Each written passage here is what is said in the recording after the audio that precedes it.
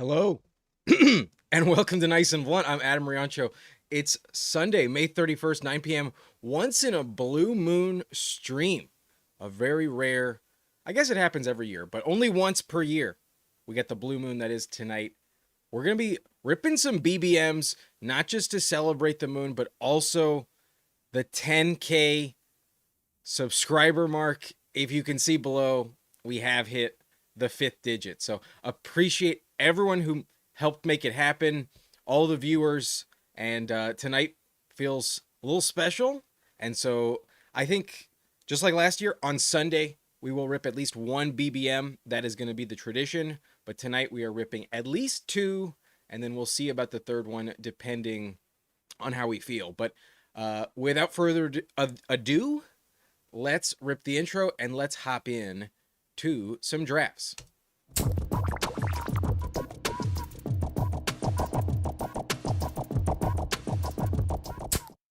The pipe is not packed, so forgive me. But before we hop in, just a quick little promo just for some bookkeeping purposes. You're probably already on Underdog, but in case you're not, in case you're catching the replay, there is an offer available at the link in the description. You can play your first 5 and get 50 in bonus entries using promo code BLUNT, only available for new customers. Terms apply. You also get a first-time deposit match up to $1,000. So check that out if you are interested. We're going to be definitely drafting 2 BBMs tonight. You could get both of those free if you sign up using promo code BLUNT. So that's out of the way. Let's check in with the chat real quick. We got Best Ball Cabal repping West Side. What's up, Danimal? How we doing? Dog Vision, do I draft on DK? Maybe later in the summer, but at least at the moment we are exclusively an Underdog channel. What's up, Nick Constantino? Maybe you're going to get in here. Who knows? But I'll be entering BBM 7. We have $2 million going to first place in this contest. $15 million prize pool. Over 670,000 teams will be drafted. And the advance rates aren't the easiest. We got to exit the pot, finish top 2. Then first out of a 14 group pod in week 15.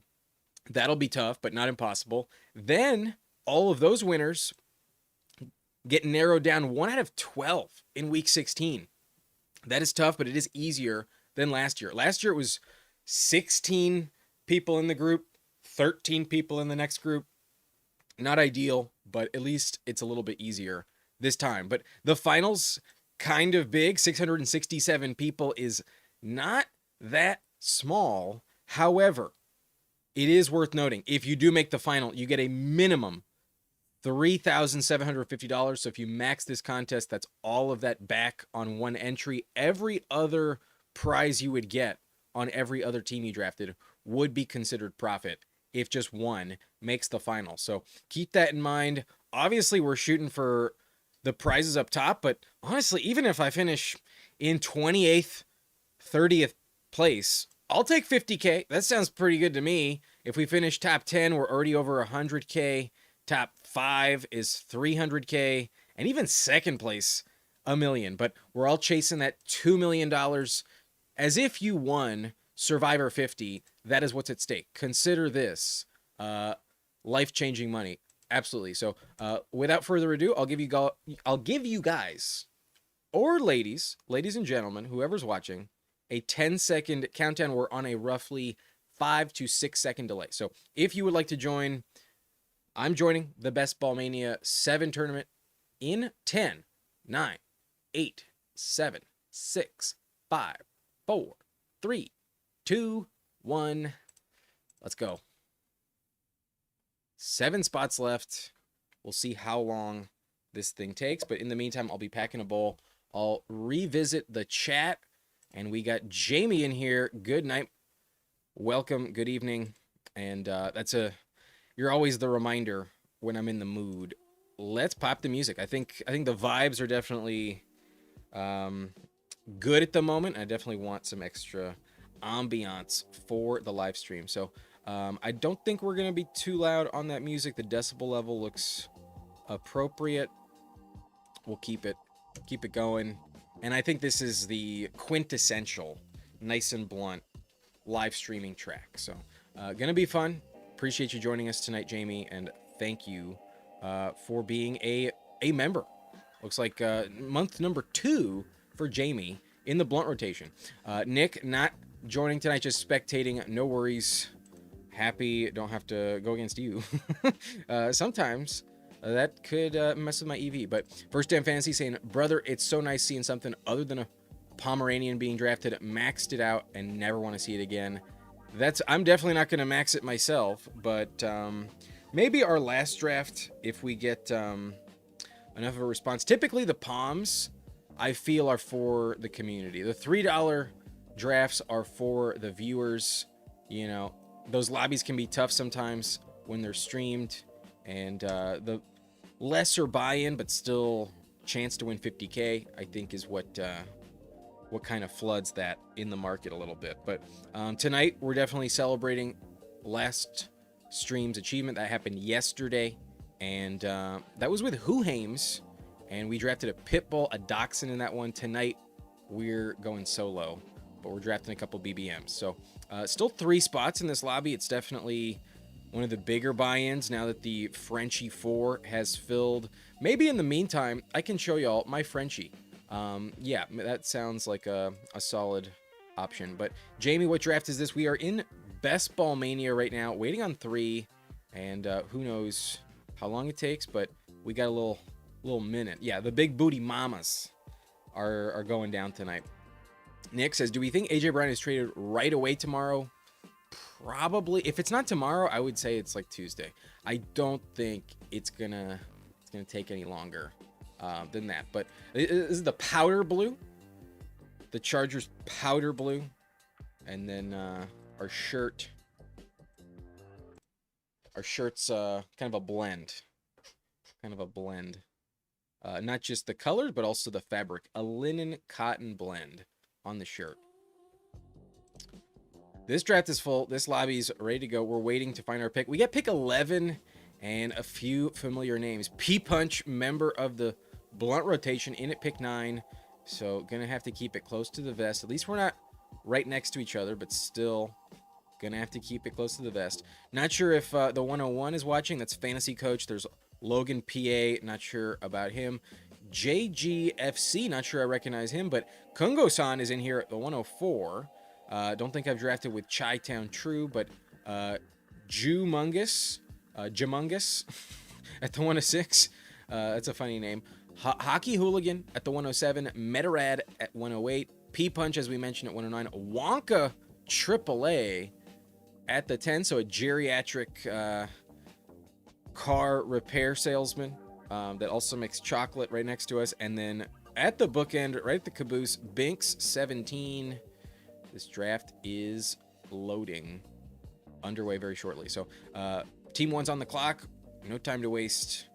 Let's pack that bowl. Let's take our first rip before our first click of the evening.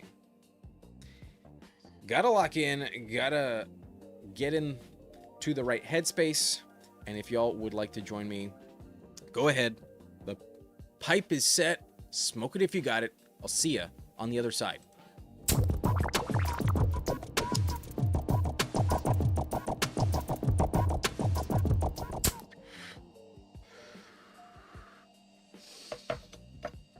Very nice. Past 9 p.m. Time to lock in. I ain't going anywhere after this. We are dead set on this live stream. And I think we'll probably go to midnight. I think we're going to go do 3 hours. So, I think once we get into our second draft, maybe I'll ask y'all what y'all want for the third. Which lobby you want me to enter, which contest you're thinking. But at least for now, we know for a fact. This is a Best Ball Mania. The next one's a Best Ball Mania. This is my 10th entry to the contest so far. I think I've only done one off the stream, and maybe not even that. If that's the case, it would have been my first one the day the contest launched. I think I did enter one the day the contest launched. But pretty nice. We're going to get a receiver to be available at pick 11. I'm fine with any receiver that's available. I would love Amon-Ra. Don't expect it from P-Punch to be gifted, but who knows?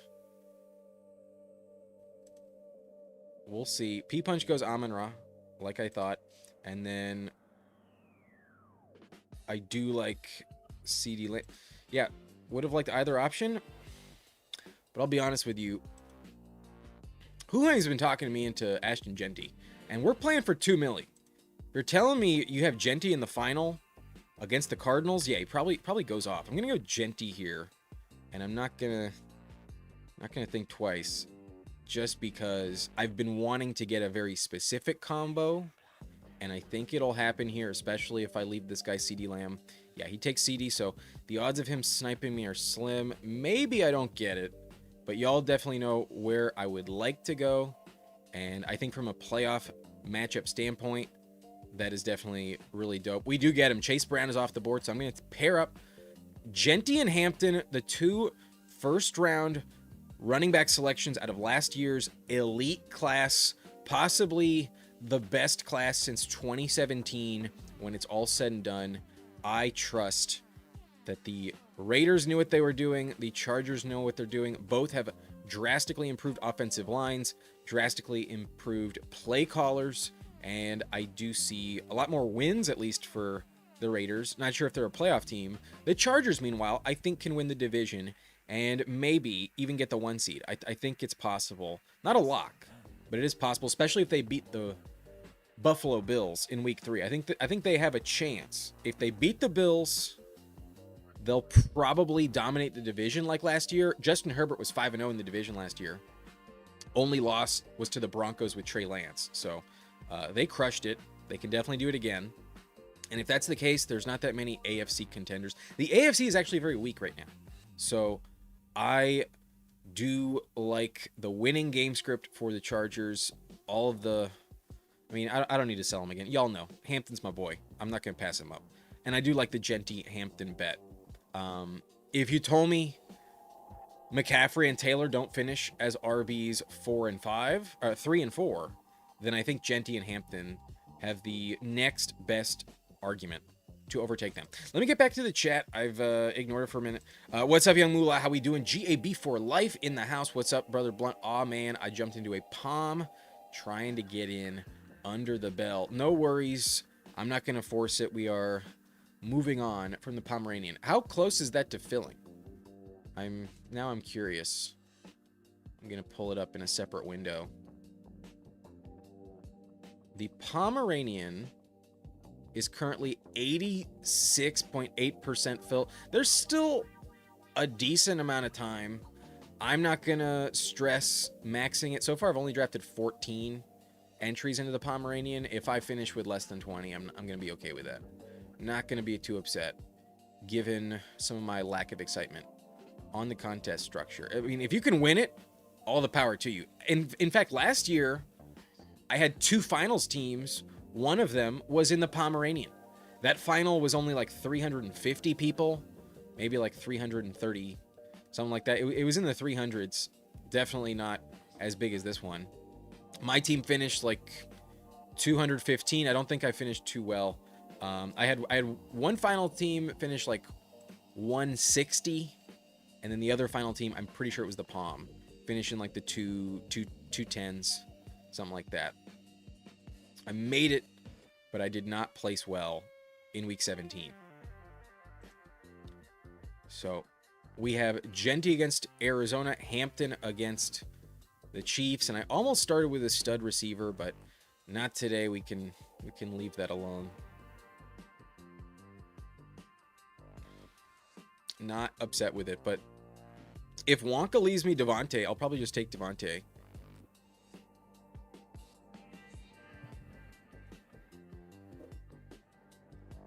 Tomorrow is probably when the AJ Brown trade goes through. Instead, I don't think I'm going to take Kyron. I'll probably just grab T. Higgins. I think I trust T. Higgins the most. I could get another running back, but I think I'm just going to grab the receiver I like the best. A good stacking partner. I think T. Higgins in a tier above every other receiver that has yet to come off the board. This lobby, Egbuka got pulled up to pick 30. Flowers at pick 31. Very interesting. If I'm going to want Burrow, I might have to take him 59. But I'm not going to give him to the Chase Brown drafter. Interesting. They go Lad. That's kind of annoying. All right. Kyron circles back. Maybe I just take Kyron.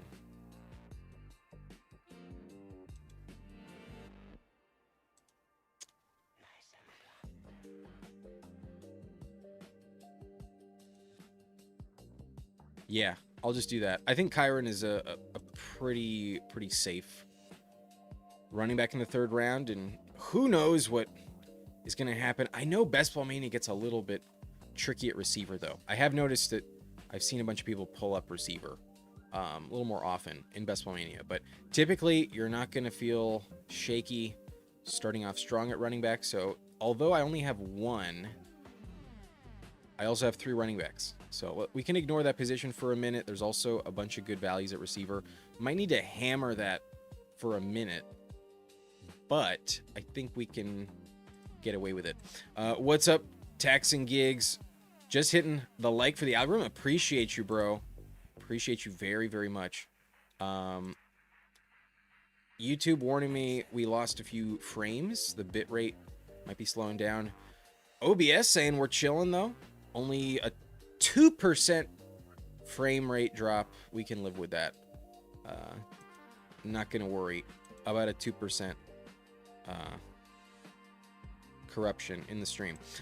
First down, my parents left their Frenchie with us while they went on a cruise, and he sat in my lap while I drafted the Frenchie 4. That's got to be a... You probably had some of the better odds of advancing just by the nature of the Frenchie correlation, the manifestation powers of the Frenchie in your lap. Gotta be worth something. Sam Robinson, I'm Chi-Town True and about to smoke a bowl.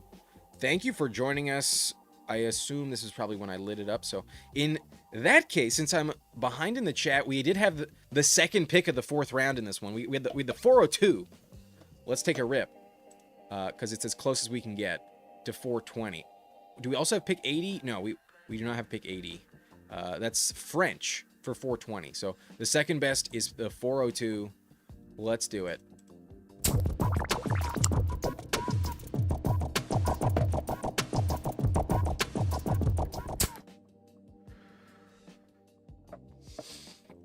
Nice.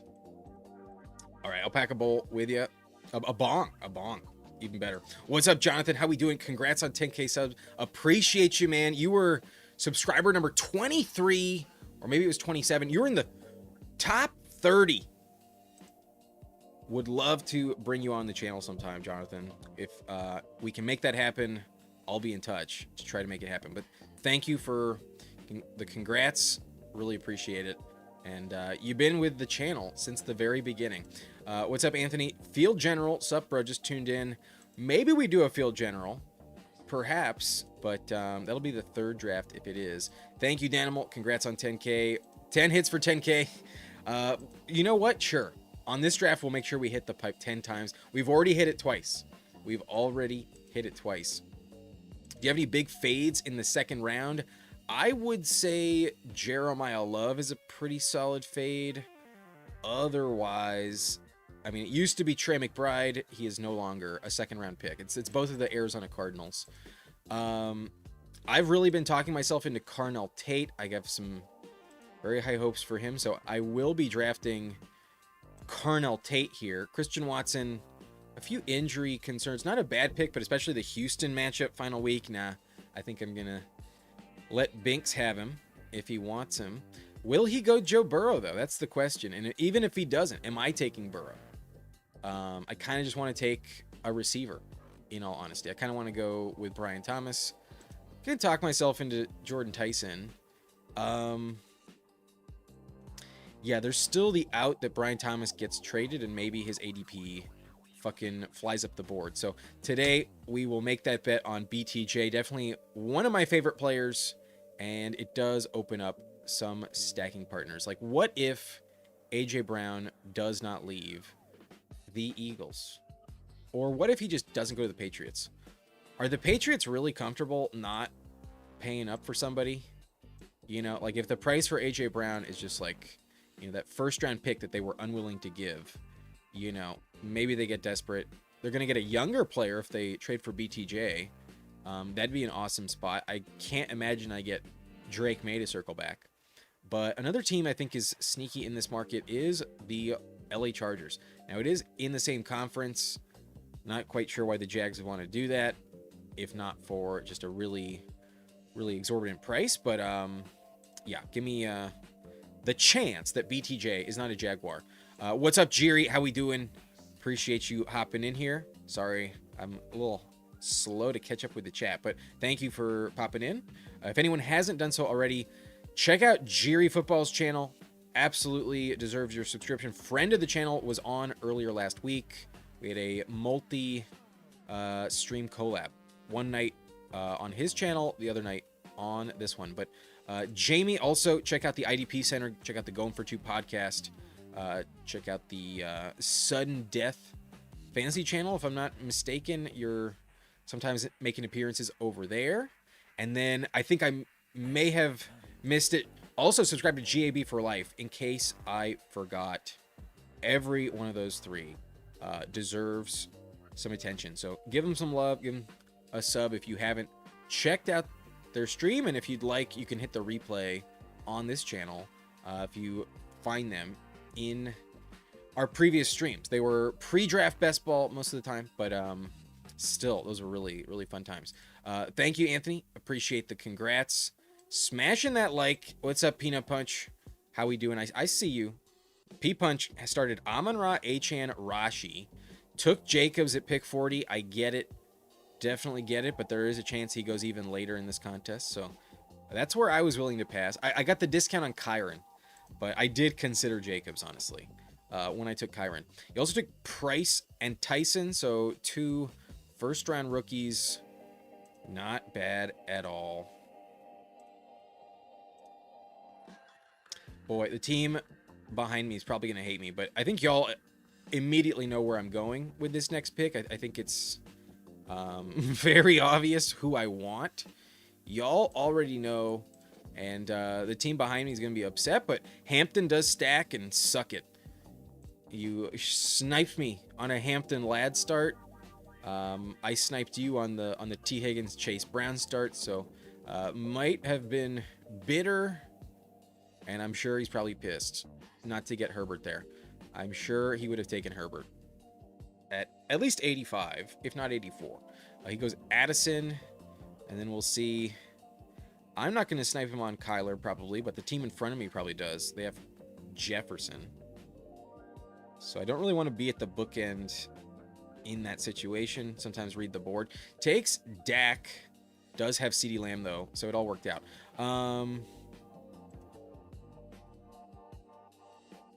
There is that scenario where BTJ is traded for QJ. So in case that happens, at the moment, I've locked up a stack. And who knows? Maybe Ladd gets traded for Brian Thomas. Maybe they do that. Doubt it. But who knows? I know that the Chargers loved Brian Thomas Jr. in that draft class. They took Joe Alt instead, but there were reports that they were willing to take Neighbors. There were reports they were willing to take Brian Thomas Jr. over Neighbors had they gotten sniped on Joe Alt. They wanted to trade back, actually, but nobody was willing to make that trade, trying to get the Vikings to bite, but instead the Vikings only had to trade up to pick 10 to take number 9. Love the Powder Blue. Was a big LT fan. Yo, you remember that Subway commercial in the mid 2000s, back when LT was at his peak, and maybe they were pivoting away from Jared or some shit. Maybe it overlapped, but there was this hilarious Subway commercial that I would like have on repeat in my mind, and it just like the camera like slowly zooms in, and there's like a like a type of sound effect, and it just goes, "You are LaDainian Tomlinson," and he's like ordering a BLT or some shit. Yo, LT was the man.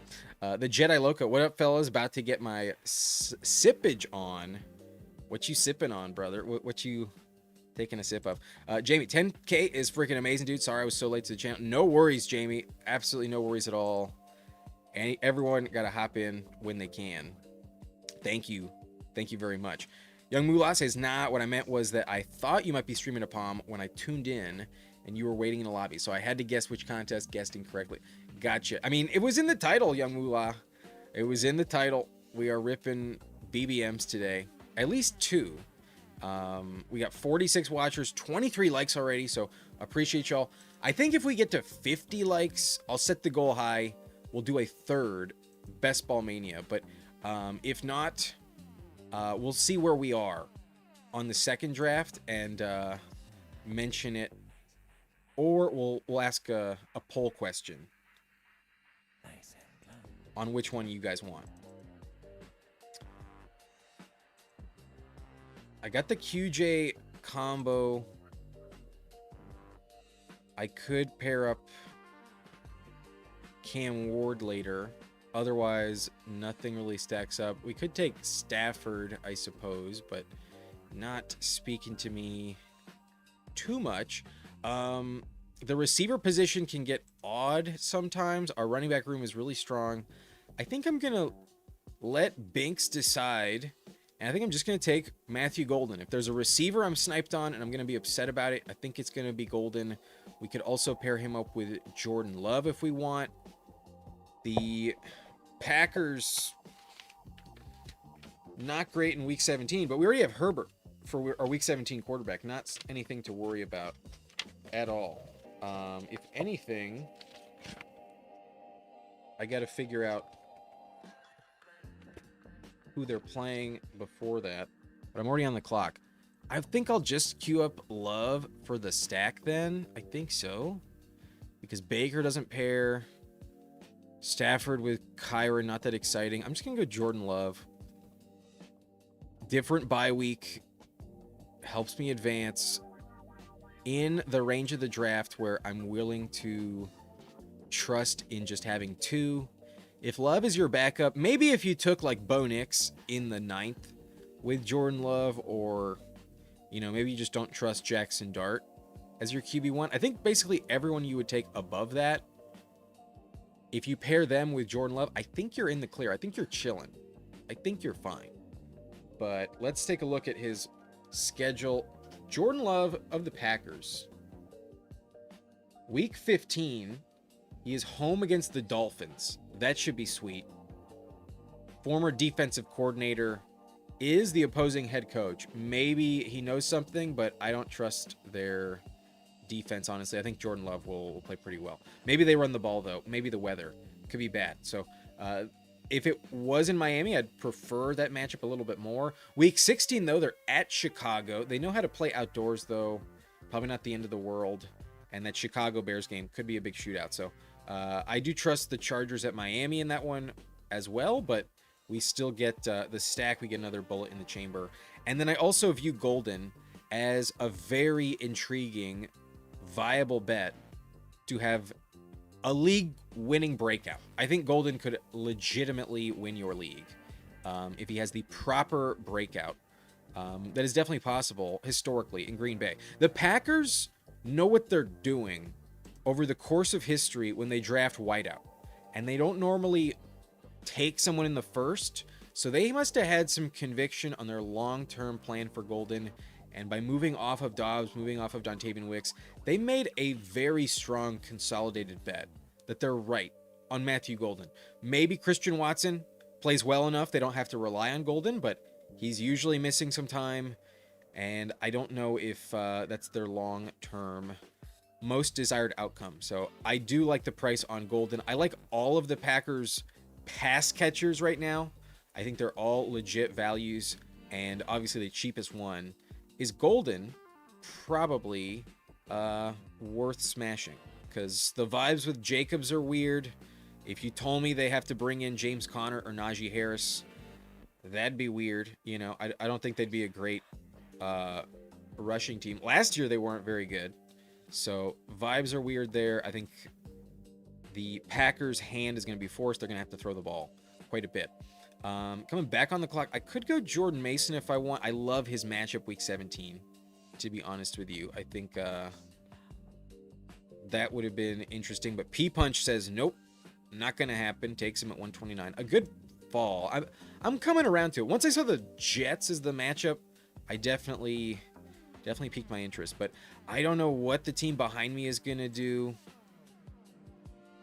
Kind of feels like a wild card. And honestly, this tier feels very, very similar. So, I'm going to go Cam Ward. I'm going to take Cam Ward as my third quarterback. And in Best Ball Mania especially, I want 3 bullets in the chamber if I make the playoffs. I want the 3 quarterback build in Best Ball Mania. And like I said, I don't know what the fuck Binks is going to do. Kind of a wild card at times. Definitely possible. Also might be bitter because I sniped him on Herbert. So could just say, fuck you, grab Cam Ward out of spite. Takes Malik Willis. Was in the market for quarterback. I did not want to fuck around. Now, my heart is telling me to take Isaiah Likely. In all honesty, I kind of want to grab Isaiah Likely. But I should probably stack up Gadsden. But with the neighbor situation, I think Likely has more value right now. I think he, in my ranks, I think he's better. I'm not going to move off of my ranks. And I have seen Gadsden fall. I doubt it. I'm at pick 11. But in Best Ball Mania, people really like to get their stacks. So I don't know what's going on. I may have frozen the system with my indecision. Or maybe I just need to refresh. But there we go. We take Isaiah Likely. I made it glitch. We're in the big booty, mama. For sure. Why do you believe BTJ getting traded seems highly unlikely to... I mean, they just have too many receivers in Jacksonville. It's not that they can't afford to trade him. If they got something elite back, you know, why not? Somebody might be desperate enough. Those trade rumors have cropped up again. It's pretty unlikely. I do think they're on the cusp of a Super Bowl, at least contending for one. So just to have the elite skill set of BTJ and that surplus of talent at receiver definitely makes more sense. But if you get a really good price, I don't think that it's out of the question. And if it's going to happen, it's going to happen fast. I think once the AJ Brown domino falls, which will probably be in the next 24 hours, more likely than not, there will be a lot of decisions on the rest of the receiver market. I think Diggs will sign in the next 3 days, if not 2 days. I don't think Diggs will take very long once AJ Brown is on the move. But if a team misses out, if a team doesn't feel confident in waiting on Tyreek Hill or Deebo Samuel or misses out on them, then maybe the right team could still trade for Brian Thomas Jr. It's not a lock, but this is the last day where I can at least still argue that it's possible. Appreciate you, Hockey. Says, congrats on 10K, man. Just joined. First BBM of the year for me. Light it up. Thank you for being a member of the Blunt Rotation. Are you in this one? Yeah, you are in here at pick 7. We'll definitely review your team. Honestly, I'll take a look at it right now, and we'll take a look again at the very end. But you pulled up James Cook to pick 7. I used to do that first day of the contest. Honestly, I've been on Cook for a minute, and I probably have moved off for too long. But I'm talking myself into Hampton Genty a little bit over him. I don't mind it at all, though. Getting Henry at pick 18, I think, is a chef's kiss. Definitely a gift. You take Flowers for the Ravens combo. We will revisit this. I'm about to be on the clock. I do not get gifted the Gadsden fall. He goes at pick 150 to Humongous. At that fall, I get it. I wish he could have fallen just a few more spots. But my team about to be up and running here. Wonka just timed out. I'm going to queue up Juwan Johnson in case this thing glitches for me. That's definitely my preferred direction. Not sure what's going on here.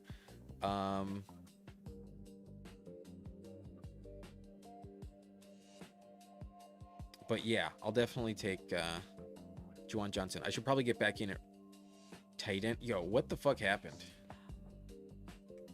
Okay, I don't want to fuck around. Shit. That's not good. Wait, for real? That's what's going on right now? We glitched in BBM.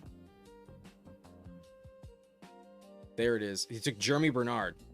That's weird. Receiver room, I think, is good enough for the moment. Gonna go Juwan Johnson. That was weird.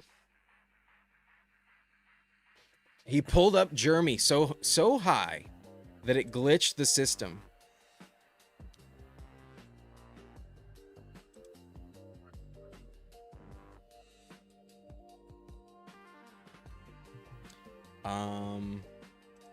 Don't mind Trey Tucker, but running back is kind of a position of need, and shit's about to get weird. So I'm gonna take Tank Bigsby. Y'all know I like him. I don't expect my favorite running back to still be there for me at 179. It's a long turn. I feel a little bit desperate at running back, just because I know that the cliff is about to happen. Like, once you enter round 16, there's really not that many names that feel too good. But I'm just going to grab someone I think is worth it. Might be an overspend in some people's eyes, but I haven't taken running back since Kyron in the 4th. And in terms of RB4s, I trust Bigsby is one of my guys. So that's who we took. I'm not afraid of it. No question. I'm fine with that. I only got talked into Christian Watson and Terry McLaurin by Rich Rebar. I definitely understand it. I definitely understand it. Watson, a lot of injury risk, though. I think that is a decent reason to also like Golden. But Terry makes a lot of sense. Very little target competition. Just age. That's the only red flag on Terry. He's over 30 years old. But for him, other than last year, it's never been a problem. Jamie says, my daughter got arrested the other night. I was her age my first time, so proud of her. Cheers. I hope she's out of jail. First Damn Fantasy, you can always tell when you snipe someone and they get flustered and take forever on their next pick. Yeah, I'm sure that Herbert selection threw off Mr. Binks. But good evening, Hallie. How we doing? Young Moolah says, just don't see how Jags could be that sour on him after 2 years. It's just kind of, it just didn't quite work out. Liam Cohen was not with the team when they drafted BTJ. And if you get enough back, it's possible you're willing to do it, like a first and QJ. You might be willing to do it because QJ is on a very cheap, affordable contract until next season, then comes off the books, and you get the compensatory pick as well. You get a 3rd round pick if you don't re-sign QJ. So I'm pretty sure how that works. That's how it works. Either way, though, is it likely to happen? The chances are slim. They're not zero, is my ultimate point. But I did put Brian Robinson in the queue. He does not make it all the way back, but that's the... Damn it, P-Punch for real? Fuck. I wanted Trey Harris. That's for sure. So, P-Punch, no in the room. Unfortunately, we're in the same lobby as P-Punch. Sharp's final week could be interesting. I think I'm going to go Ted Hurst first, though. Getting back in at receiver makes some sense. We got the same build as the next team. Did he have Baker? No, but Ted Hurst feels like a solid click for sure. And then what do I do for tight end 3? Both of my tight ends so far have a week 8 bye. I was already planning to take a third. A 3-5-7-3 I think would make sense.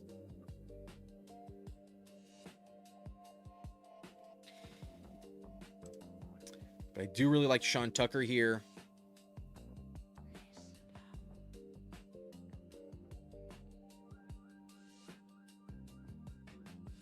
Not many running backs I trust remaining. And I already have a shit ton of Freiermuth and Njoku. I'm going to grab him. I'm going to take Sean Tucker, a player who's been moving up the board very quickly. I'm a little shocked he's even past ADP here by .3 clicks, but still, I'll put him on the team. We have Bigsby and Sean Tucker. Both have a week 10 bye, but Kyron, Hampton, and Genty have different bye weeks, so we're chilling in that regard. If I get anything out of Bigsby, I'm in the clear, but at the moment, I can kind of project I'm actually going to get something out of Sean Tucker, most likely. So running back room feels super strong. 3 QBs with Herbert, Love, and Cam Ward. I'm very happy with this. We got multiple powder blues, basically. Genty, Hampton is stacked up. Kyron at a nice value. 5 picks in falling value. Tank Bigsby, Sean Tucker. I'm going to stop there. Wide receiver with T. Higgins. Carnell Tate is stacked. That feels awesome. BTJ, hopeful for a trade, but even if he stays there, I still am very happy with him on the team. Quentin Johnston is stacked up for the moment. We'll see what the trade market says. But then Golden is also stacked up. So we got all 3 QBs stacked up.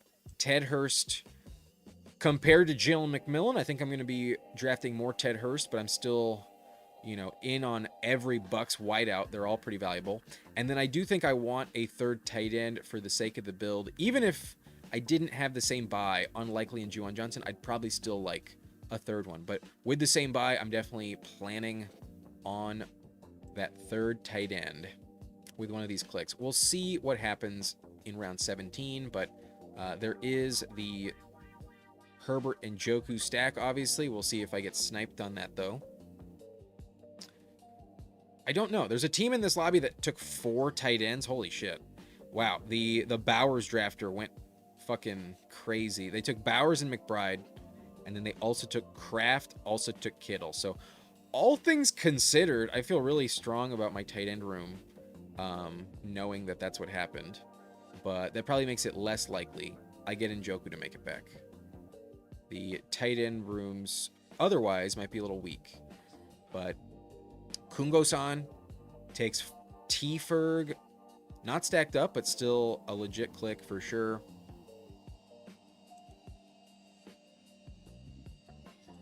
Nobody looks at titles.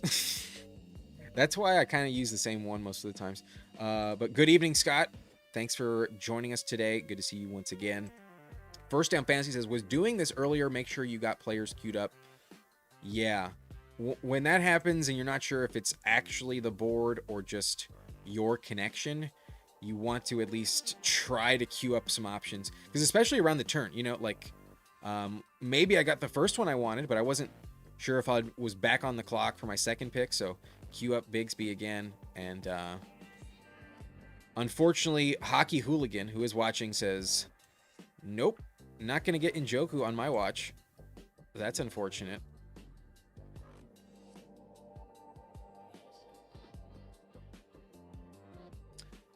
Not many tight ends left I'm interested in, but I think receiver is definitely a position of need. And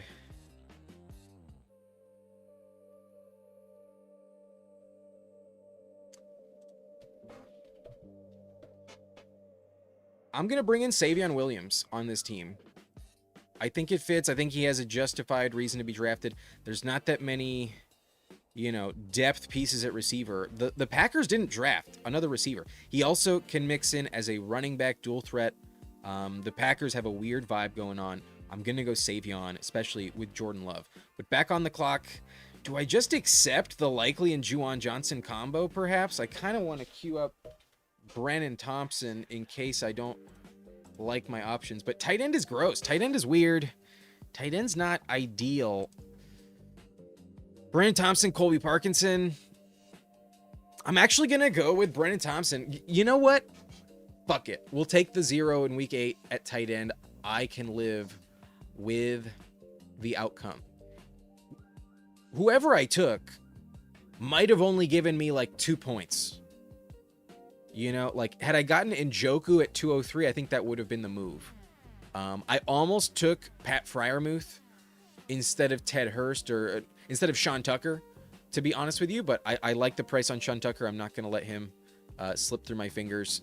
So I gambled with it. There was a big run on tight end. And I also wasn't really as aware of the forced tight end market in this lobby. So this is a weird lobby at tight end. I'm going to zig when some of the market zags. And honestly, I feel pretty good about my tight end room. I'm sure we would make Young Moolah happy with our Isaiah Likely selection. He has a truly elite ceiling, and I do like all of the outcomes for him, especially if Neighbors is going to miss some time. That's going to be sweet. So Likely definitely intended to be used heavily. And then Juwan Johnson's one of the best floor plays for the position, one of the best clicks in my opinion.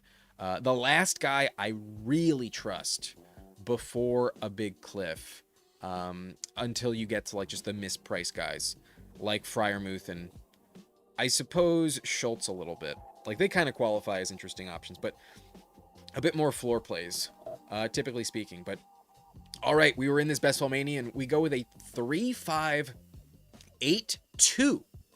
And unfortunately, our two tight ends have the same buy, but I don't think it really matters ultimately. I'm willing to accept it. But our quarterback room feels lit. Justin Herbert, Jordan Love, Cam Ward. Getting the double stacks on Herbert were a little bit tough, but at least I have Quentin Johnston and Brennan Thompson. But with Jordan Love, I have both Matthew Golden and Savion Williams. That's going to be fun. And then for Cam Ward, the stack I want the most, really the only one I care about the more I think about it, I want Carnell Tate whenever I take Cam Ward. I think that is a very, very good stack to have. And current camp reports are saying that Carnell Tate is lighting it up, looking like a true pro day one. The Ohio State wide receiver factory strikes gold once again. But until week one, we're not going to know for sure. I'm willing to make the bet. The Cam Ward making a big leap. Genty, though, in round one, paired with Hampton, really elite start with those two running backs. Really feel good about that. And then Kyron in the fourth, I'll probably scoop that up all day. I passed in the third, and fate would have it. He's still on the roster. But Tank Bigsby pulled him up, but I think this is still like lower than where I have him ranked. I have him ranked top 150. So 158, I don't give a shit. He was not making it back. And this is a BBM. No time to fuck around. But Sean Tucker, he's been moving up rapidly as of late, and we get him technically past ADP. T. Higgins, wide receiver 1, unstacked, but don't give a shit. Not going to get the toughest Ravens matchup in week 17. So it could be like 2 years ago when Jamar Chase went against Pat Surtain. But Carnell Tate against the Steelers week 17, that should be lit. I don't trust the Steelers secondary. Not enough to stop Carnell Tate. They're fine, but they're not elite anywhere. And then BTJ, just a true talent bet. Y'all know I love him, and maybe, just maybe, he does get traded. Like, what if I luck into a BTJ Justin Herbert stack? I'm not going to be the only one, that's for sure. But he would move up to third round. Like, imagine if BTJ got traded for Ladd McConkey and a couple picks. But QJ at the moment does stack up, so we got our Herbert stack for sure. Golden, I mentioned, stacked with Love. Ted Hurst, a good value, I think. Just betting on Tampa Bay. Starting to get a little pricey, but he's still less expensive than Jalen McMillan, so I'm still going to draft him a decent amount. Savion Williams for the stack and the interesting bet on Green Bay. There's also some legit injury concern with all the Green Bay pass catchers. So if that happens, let's say Watson goes down, Golden steps up, and Savion's also on the field a lot. That could be sweet. But Brennan Thompson for that double Charger stack, the 4.26 elite speed, gonna run some go routes in the Mike McDaniel offense. Definitely an interesting bet for a house call. 80-yard touchdown could happen any play, any week with Brennan Thompson, but not gonna do much more other than that if I had to guess. I do mix him in if I miss out on Trey Harris, but Isaiah Likely and Juwan Johnson would be fine, honestly, if they didn't have the same bye week. But in this weird lobby, I pushed it just a little too far, and I'm willing to pay the price because I think our EV is a little bit higher because of the Bowers-McBride quad tight end team. I think that really throws all this out of whack. And the Loveland-Tyler Warren drafter, I think, get a big bump. Same with the Laporta drafter, but I think the teams that went a little overboard might, like some in some cases, maybe some teams waited too long, but it's hard to wait too long at tight end. I think how I played it, the pocket that I really trust for valuable points, I'm satisfied with Likely and Juwan, despite the 0 in week 8. So a fun team. I think a balanced team. I think for BBM, this is the type of build I would like to have, a 3-5-8-2. I don't think I want to have the 6th running back too often in Best Ball Mania, but that 8th receiver, especially when I don't draft one first 2 rounds, I think helps cover my bases a little bit. Maybe I get very little out of Savion and Brandon Thompson, but maybe I'm one of the few people that has them when it matters most, and maybe they do spike at the right opportune time. So fun team, interesting team. I was close to getting Gats and close to getting Njoku. Did not work out, but I don't mind it. I think we're in good shape. Do I have any cup shares? A couple. I think I'm maximum like 3% on Cooper Kupp. I'm very, very underweight. Definitely fading Kupp. I have a lot more Torrey Horton. That's for sure. Jamie said, yeah, she's fine, but her mom is being a huge bitch. Grounded her, but it was only for curfew. May 1st, 2nd, and 3rd time was for weed. Best of luck to your daughter, Jamie. Best of luck. Hope she can stay out of the law enforcement's hands. That's not ideal, but come on, baby, turn the lights off. Didn't Liam just say Trevor and BTJ's connection is the utmost important thing they're focusing on this offseason? I mean, that's the narrative until, you know, he gets traded, you know? Like, there's 1 day left for me to believe that. And again, I think even if he doesn't get traded, he's a great pick. So let me dream for 1 more day before the AJ Brown domino changes everything. Have the KC upside, right? If you have that Chiefs Chargers matchup, you're definitely in line for a snipe every now and then. But professional snipers up in here. Angus says, I have clicked Geno a ton, my favorite 3rd quarterback. Gross, Angus. Fucking gross. Cam Ward and Aaron Rodgers, and then a little bit of Daniel Jones. Those are my favorite 3rd quarterback to click. Geno's all right, but I'm not totally convinced that off the week 13 bye, they have a late bye, if I'm not mistaken, he will stay their guy. I imagine they would probably put in Klubnik if they're vying for the number 1 overall pick. So that's where in the big money weeks, I have a hard time getting behind Geno with confidence, but he's all right if he can keep the job. The weapons are interesting and garbage time will factor in, but last time we saw a Frank Reich offense, it was horseshit. I'm not too excited. I think Geno will collapse going back to the Jets. Players get better when they leave the Jets, not when they go to the Jets. Young Mulas has 4 tight ends with Bowers and McBride is ludicrous. Yeah, that team fucking sold it. It's not enough to cancel the lobby, but it's enough for me to be fine with just 2 tight ends and know that I'm all right with those 2. But what's up, Hartman? Yo, you went live for 5 hours earlier. Fucking very impressive. And I was happy to hop in on that last draft you had. And that was a fun time, man. I love seeing you live earlier today. If anyone hasn't checked out Hartman yet, it is a different YouTube channel. It's called Hartman FF. And there's a different picture. The logo is different. It's not this adorable dog in the... Can I zoom in here? Yeah, I think I can. Here. Whoops. Yeah, it was such a cutie. It's a different channel, but Hartman FF, check it out and give him a follow. Definitely planning to have Hartman back on the channel this summer. Appreciate you hopping in this evening. Sladen says, I've been watching the Who Hames Pitbull collab thinking I was live. Yo, you know, sometimes I get tricked as well. Sometimes I've hopped in to a lobby like thinking that I was timing it with someone.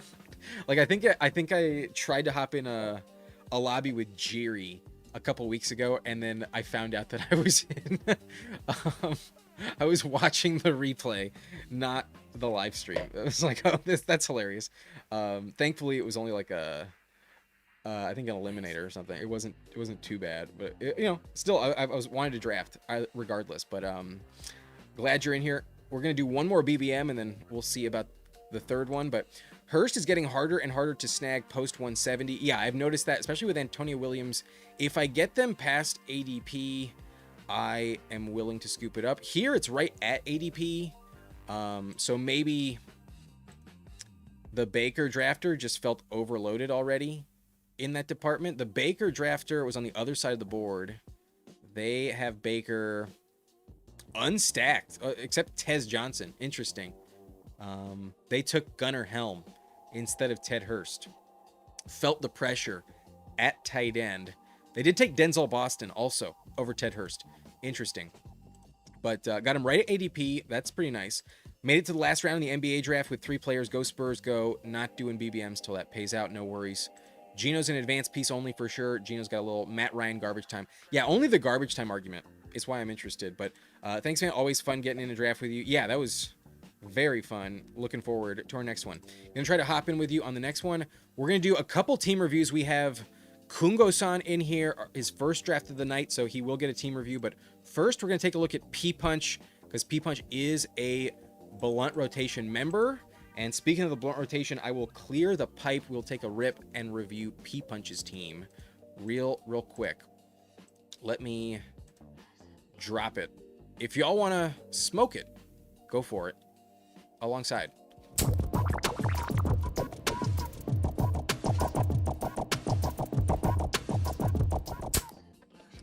I couldn't find my lighter.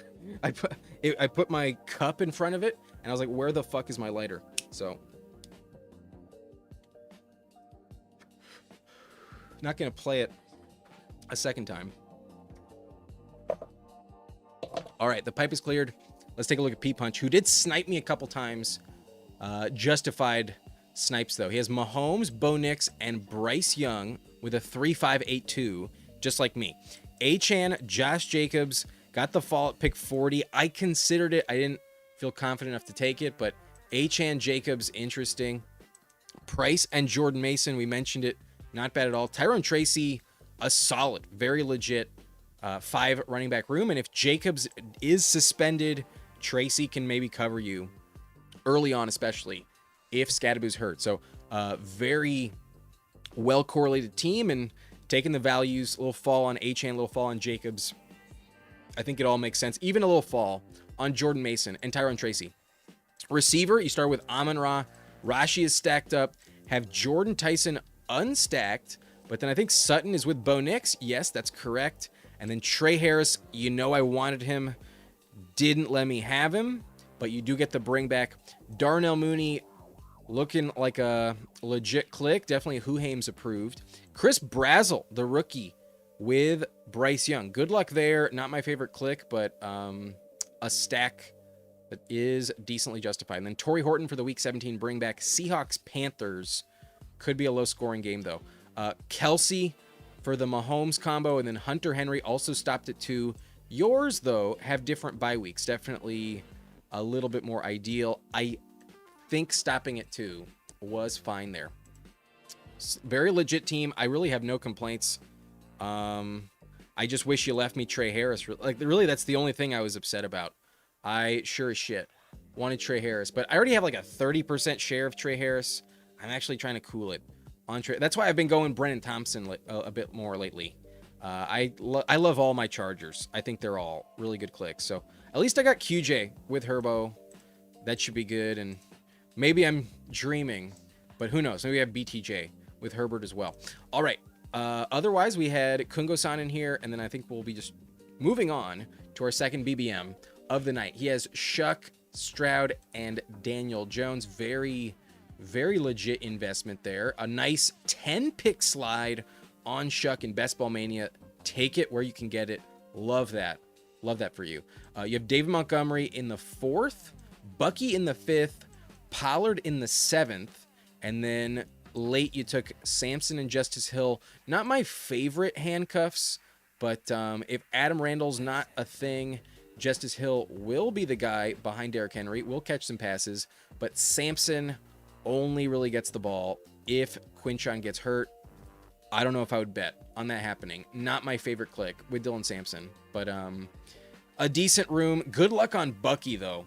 At the moment, it feels a bit tough to love the Bucky price. I think he can fall into the 6th round, honestly. I think that's definitely possible. Who knows with Bucky? But you started in pick 4. That can be tough sometimes. You have Puka, A.J. Brown, Malik Neighbors, Josh Downs, Xavier Worthy, Wan'Dale Robinson, and Trey Tucker. I was not going to let you have Cam Ward. Shuck is not stacked up. I was not going to let you have Juwan Johnson. And then Stroud is also, I believe, unstacked. Only Daniel Jones is stacked. So Tyler Warren, very important to hit. A really interesting trip wideout build. I think from pick 4, you get stuck in that spot a lot. I actually really hate pick 4. I think pick 4, pick 5 are the 2 toughest clicks in my opinion, because how you start determines a lot of the rest of your draft. And so often I'm forced to take either wide receiver, or wide receiver Brock Bowers for the sake of value. And it does feel kind of gross, especially now that Jacobs isn't available to kind of save you in the 3rd. It is tricky. So best of luck. I think your receiver room is really, really dope. Tight end room is great. Not sure if you needed the 3rd, but worth it, I suppose.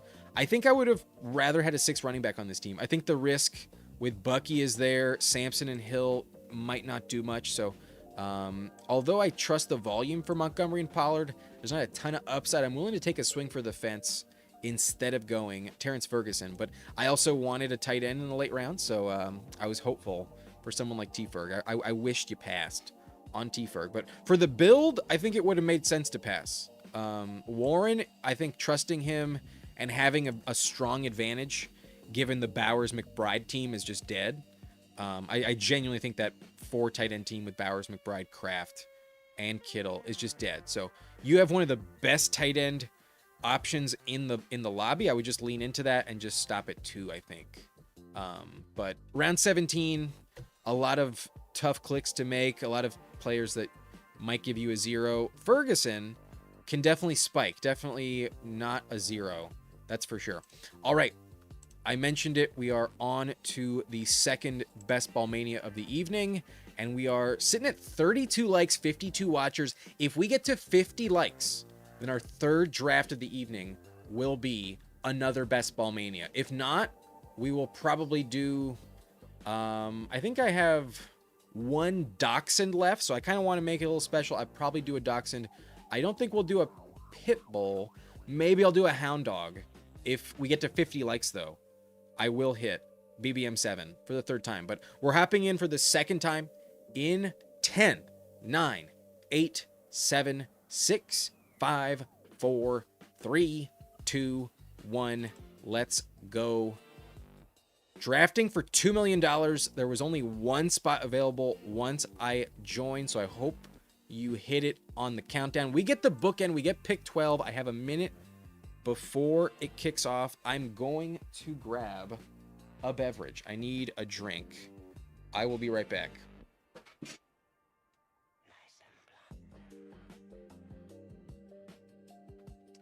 Actually, I just remembered I have a Dr. Pepper in the mini fridge. I'm going to grab that. I'm not going to go to the kitchen.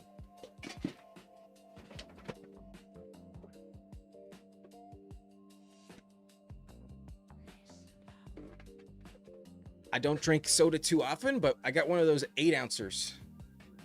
One of the minis. And in all honesty, Dr. Pepper is my favorite soda. I think it's going to hit the spot. Definitely want it. Let's go. Cheers to y'all. We're going to pack the pipe for draft 2. Good evening, Chad. Looks like you got in here at pick 8. I see you. Old man 1760 didn't know we took dab breaks on this channel. That's fire. We don't take dab breaks. We just hit the pipe. I can't tolerate the dab at this point in time. I honestly have never really done too well with dabs. I think they're a little overkill. I think they're a little too strong for yours truly.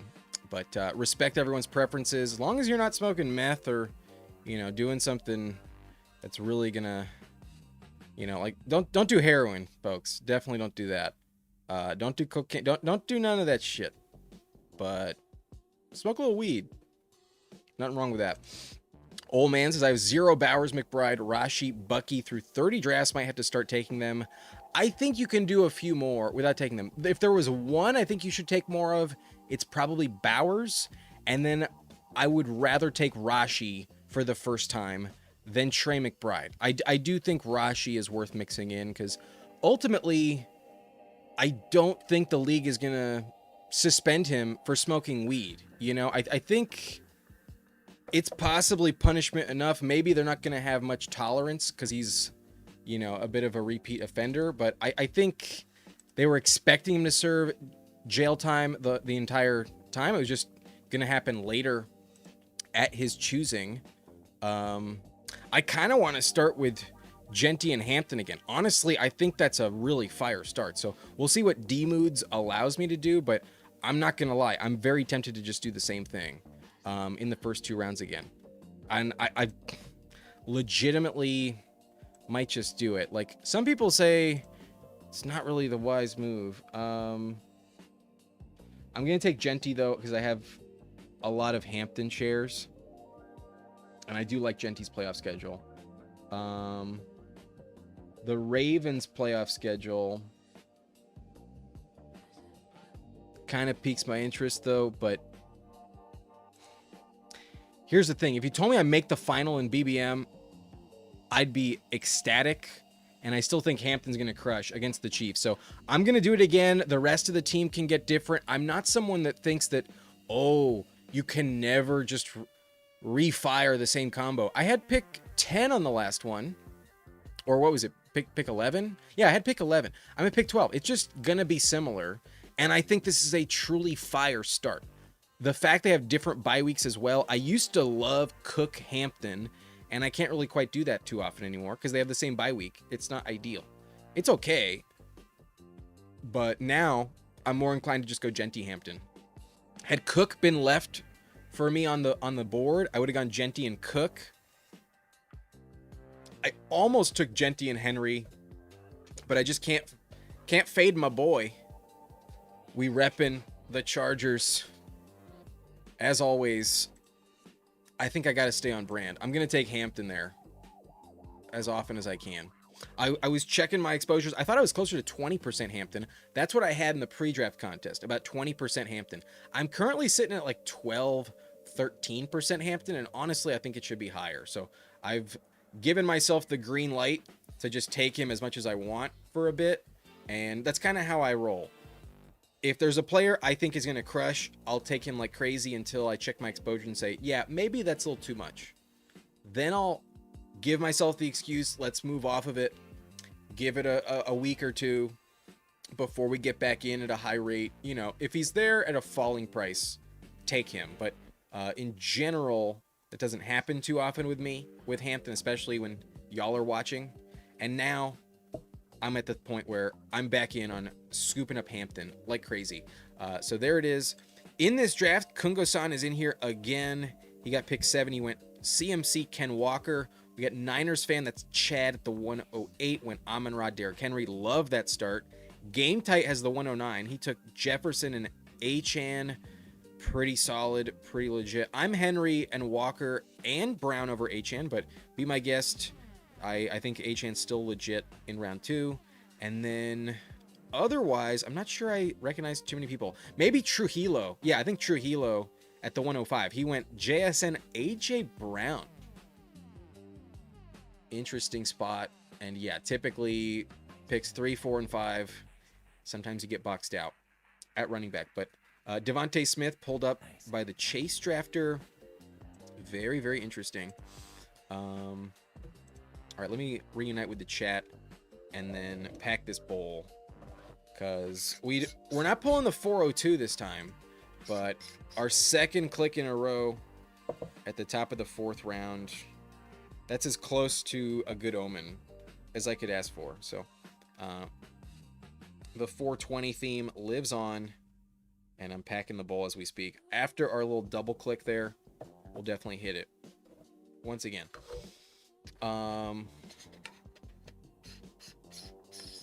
It'll be interesting if Josh Allen makes it to me, because if you told me you make the Best Ball Mania finals and you have Josh Allen, at the Dolphins.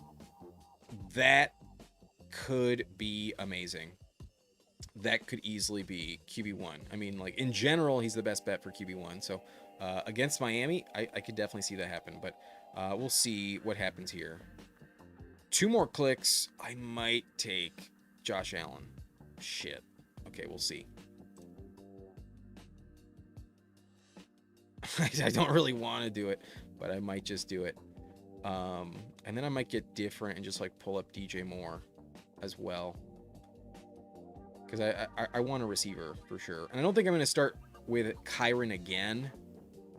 That feels like a little overkill. Damn it, I was really hoping for Allen. Okay, now I can kind of do whatever I would like. But am I really going to take Kyron and T. Higgins again?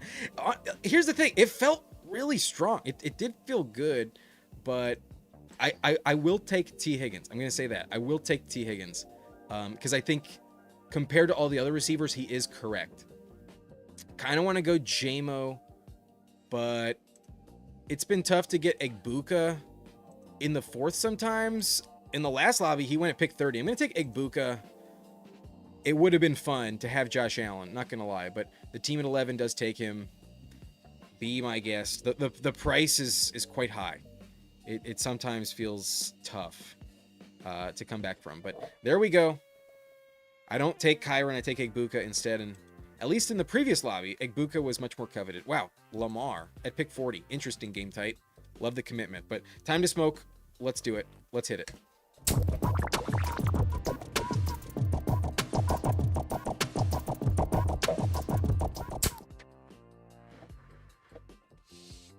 Did not misplace the pipe this time. Definitely not. Young Moolah missed it because of the location error. Sorry, man. Always brutal. Like check, GN. Appreciate you, Peanut. What's up, Shamrock? How we doing? Do I like this Chargers schedule this year? There's a little bit of travel that's tough, but they're in a spot where there's always going to be bad travel. There are some stretches that I think are difficult, but I think they're also going to be very battle-tested.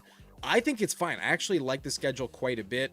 I think they can still not just win the division. I think they can easily go 12-5, if not 13-4, and compete for the conference. I think if they beat the Bills, they possibly will get the 1 seed in the AFC if they stay healthy. I don't fear the schedule at all. I love that it opens up with the Cardinals and Raiders, 2 easy dubs, weeks 1 and 2. Then on to the Bills in Buffalo. That'll be fun week 3. The Seahawks in week 4. Then I think they get the Broncos or something in week 5. Then the Chiefs, I think, in week 6, something like that. Then a bye. And then a few tough games. The Jets game is an automatic win. The Patriots game will be really interesting, avenging the playoff loss. And then Mike McDaniel gets 2 revenge games against the Niners and the Dolphins in the fantasy playoffs. That's going to be lit. One of them is on Thursday. The other one is in Miami, so weather's not a problem. And then Chiefs probably for the division in week 17. I love their playoff schedule. Chargers are one of the more coveted options for sure. And I like, maybe people just think I'm a homer, but like, no matter who I listen to, when the Chargers are brought up, no one is like, oh, the Chargers are going to suck this year. Chargers are way too overpriced. Sometimes there's a player that people aren't ecstatic about taking. Like sometimes Ladd or QJ feel too expensive to people. Some people are still worried about Hampton, but I don't think so. I think they're all appropriately priced, if not still too inexpensive. And I will take them when I can. But one reason why I was fine starting Genty Hampton is because we can always get different. The team is not going to look the same. It's already different with Egbuka, but damn, Swift almost made it to 60. That would have been dope. That would have been awesome. I mean, taking Quinchon kind of speaks to me, not going to lie. Does speak to me. What will D-Moods do? I imagine he's scooping up Quinchon. That'd be my guess, but I can still get Jadarian either way. I think I'll just take the biggest discount. Tyler Warren is on the thumbnail, but I'll take Quinchon Judkins as RB3, and then I will stack up Joe Burrow on this one with T. Higgins. Definitely willing to do that. a different team for sure. We still have 3 running backs, just like the last one, but didn't want to take the same thing. And Carnell Tate actually went to the 101 drafter at pick 48. Wow, very interesting. They get much different. I don't think I've seen a single Bijan team with Carnell Tate. You know, there is a world where Tate does crush his ADP. Definitely not going to make it back at 72. So at the bookend, you can justify some weird shit. If you don't get a fall, you might as well pull someone up. You got a fall with Loveland, but then reached all the way to the other side of the board with Carnell Tate. I don't hate it. It is bold, but I don't hate it at all.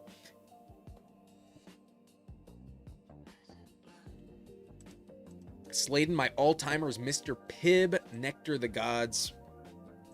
I will happily settle for Mr. Pibb. Mr. Pibb is pretty dope, honestly. In regards to all the knockoff flavors, love Mr. Pibb if you don't have pepper. But Francis the Sith Lord in the house. Are you purposely drafting Hampton ahead of other running backs that are clearly better for leverage? I don't think they are all clearly better. I am purposely drafting Hampton because I think he can truly finish with an RB3, RB5 outcome. I think his ceiling is truly elite in the system he plays in, paired with his talent, and a lack of true competition behind him. You can hype up Keaton Mitchell all you want. I don't think it's anything to fear when it comes to Pomeranian Hampton. I think he's one of the best running backs in this pocket in the second round. The run on running back that happens, all of these green picks, I think Hampton is one of, if not the most valuable in this group. I have him in the same tier as Genty and James Cook and Derrick Henry. Any of those 4, if you want to rank in your own order, I'm fine with, but I think Saquon has a bit more injury risk. I don't trust the Eagles offense as much as the Chargers. Mike McDaniel said no, thank you, to coaching Saquon Barkley and the Eagles. He said yes to coaching Hampton and the Chargers. So that's my tiebreaker there, the Mike McDaniel decision. With Achane, I don't want to bet on the Dolphins that much, especially in Best Ball Mania. I'll pass despite an interesting playoff schedule. I'd rather have Hampton and the Chargers. And then Ken Walker, a bit more injury risk. Chase Brown is also very interesting. I like Chase Brown. I think he's fine. But all of those 4 are in the next tier for me.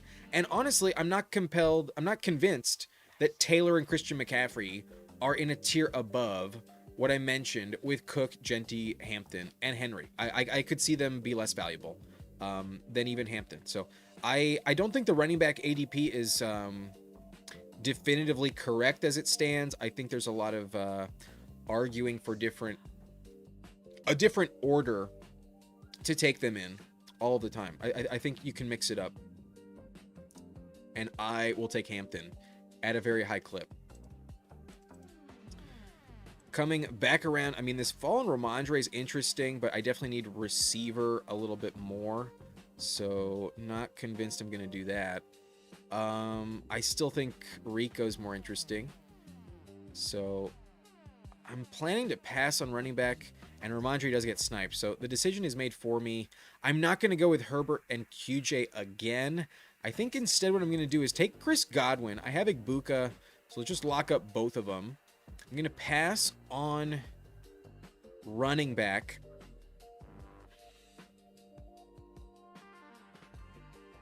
And then I think I'm also going to pass on quarterback here. I'm going to take another receiver, and it is just going to be Jaden Reed. We're going to open up another stacking partner. We took Jordan Love on the last one. Maybe we get him again. But my preference is pretty obviously to take Baker Mayfield. I have Igbuka and Chris Godwin. I would be very happy if I got Baker Mayfield, who is usually there at 109. So, especially in Best Ball Mania, most people know what they're doing. Most people have a plan. Most people want their stacks. And if nobody has Godwin or Igbuka, then I only have to worry about the Bucky Irving drafter. And it's rare that you see Baker pulled up at pick 99. If anything, the team at 103, if they get Baker, They are getting him at 118 because he fell. That's usually how it goes. So I think I'll be in the clear. Not going to guarantee anything. It was tough for me to pass on Herbert. It definitely was. But that's why I took Burrow, just to definitely force myself in a different direction.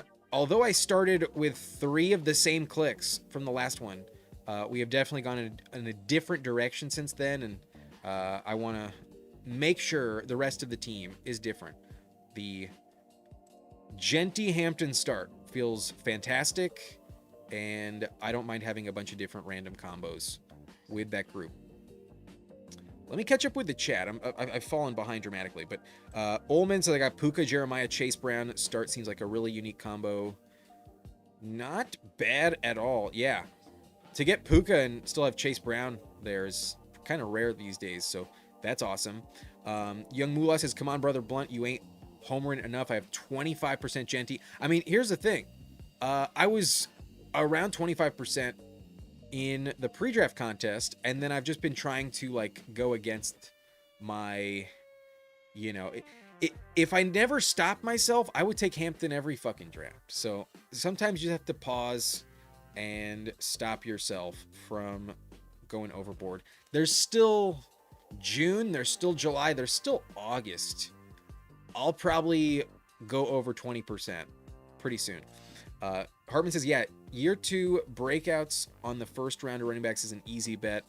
Feels like a pretty viable strategy, if you ask me. Ullman, I'm a Raider fan. 0% Bowers, 8% Genty, no faith. That's fair. The tight end that early is definitely tough. Yeah, Young Moolah doesn't like it. Would rather let them prove me wrong than lose money on it. I got no balls. At least you're humble. But Jordan Love goes to the Christian Watson, Tucker Kraft drafter. Makes plenty of sense. A run on QB. Is D Moods going to take him? But I don't think so. I doubt I'm getting sniped. I'm just going to grab Baker.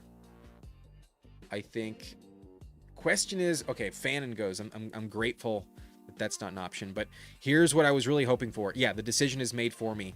Receiver could maybe be a little bit better. Maybe I'm fading a little too much, but give me the mega Bucks combo. Give me Egbuka, Chris Godwin, Kenneth Gainwell, and Baker Mayfield.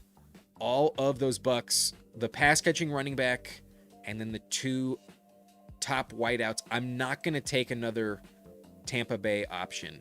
Those 4 I think are enough. I'm not going to go overweight any more than that, but I could definitely see 2 Bucks hit my lineup and Baker just go off against the Rams, his former team. Maybe we get a revenge game matchup out of Baker Mayfield. A true one for the ages. I also think that's like isn't that a Monday night matchup? If I'm not mistaken.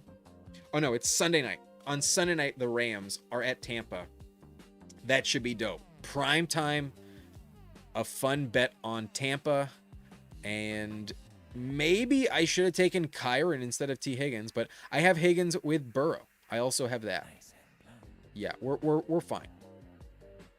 Absolutely chilling.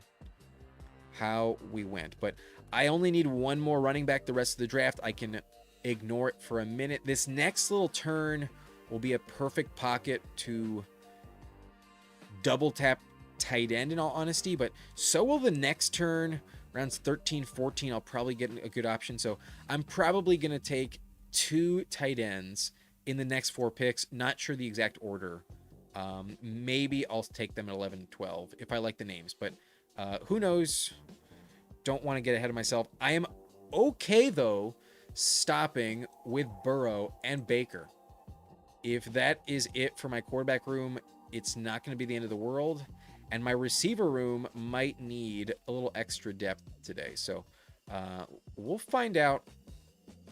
Not going to rule anything out, but I am grateful for the mega Tampa stack with Baker, Egbuka, Godwin, and Kenny G.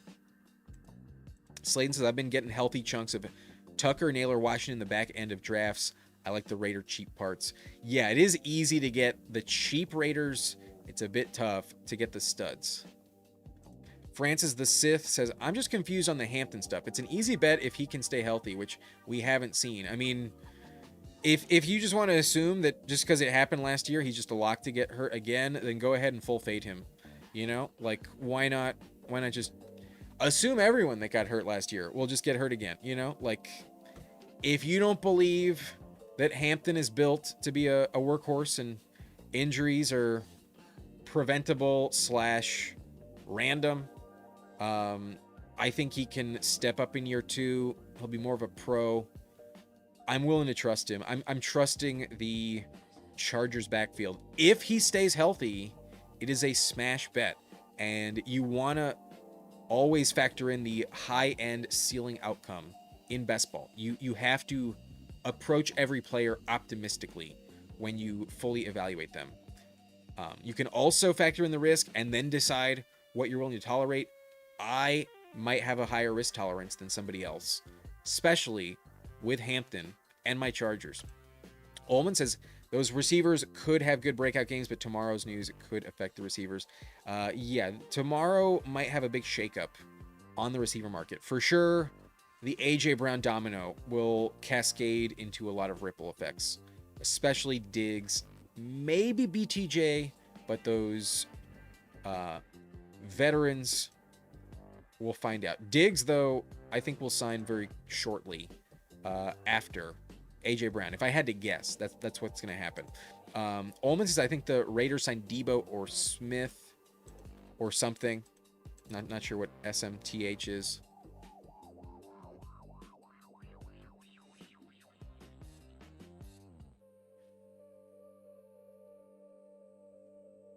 I'm probably taking Dallas Goedert if he's there. One of my favorite clicks on the board. I've got a shit ton of Dallas Goedert. I will have some more.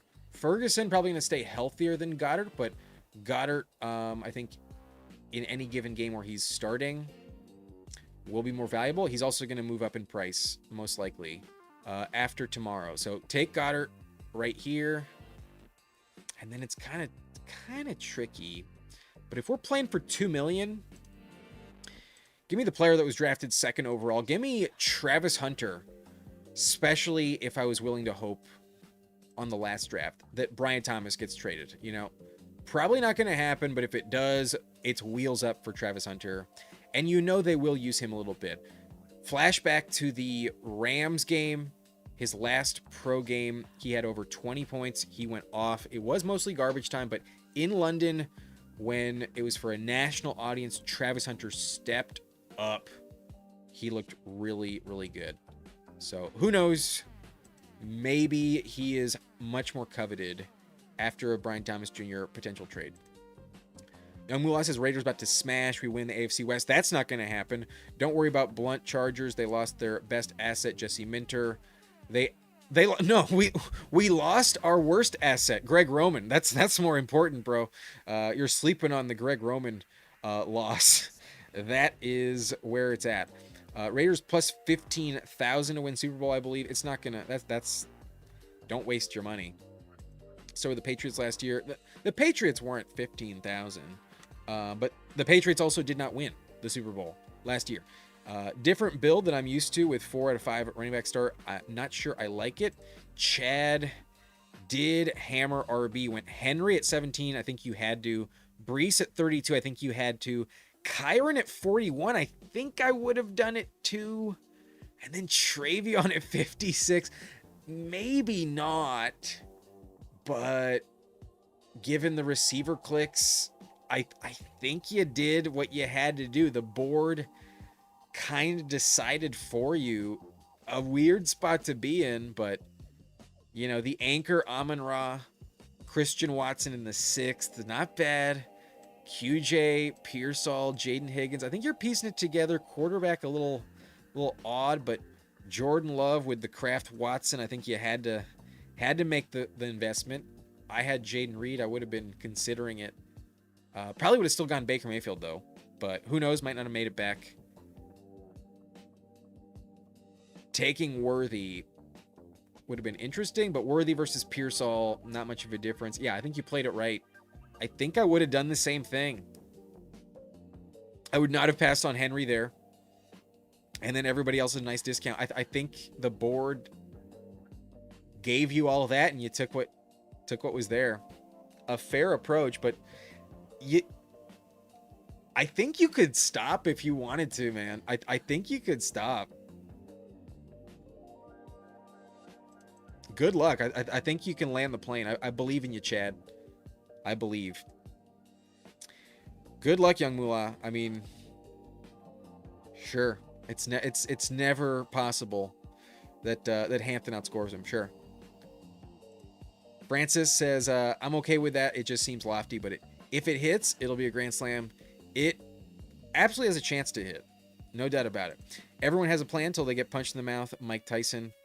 I mean, in Best Ball Mania, your best plan probably can get flushed pretty quickly. Tough to have a plan in Best Ball that isn't at least crumpled up and thrown away at some point in time. Usually, things don't go according to plan. I got the T. Higgins combo. I got the double Tampa combo. I'm not going to take McMillan. I think I'm just going to grab tight end. Not going to take Kate Otten later. I don't think I want Gesicki, in all honesty. I'm definitely taking Chig. The question is, do I take another tight end here? Or do I grab a wideout? Because I don't want running back. I could go Rodgers, I suppose. But Chig for sure.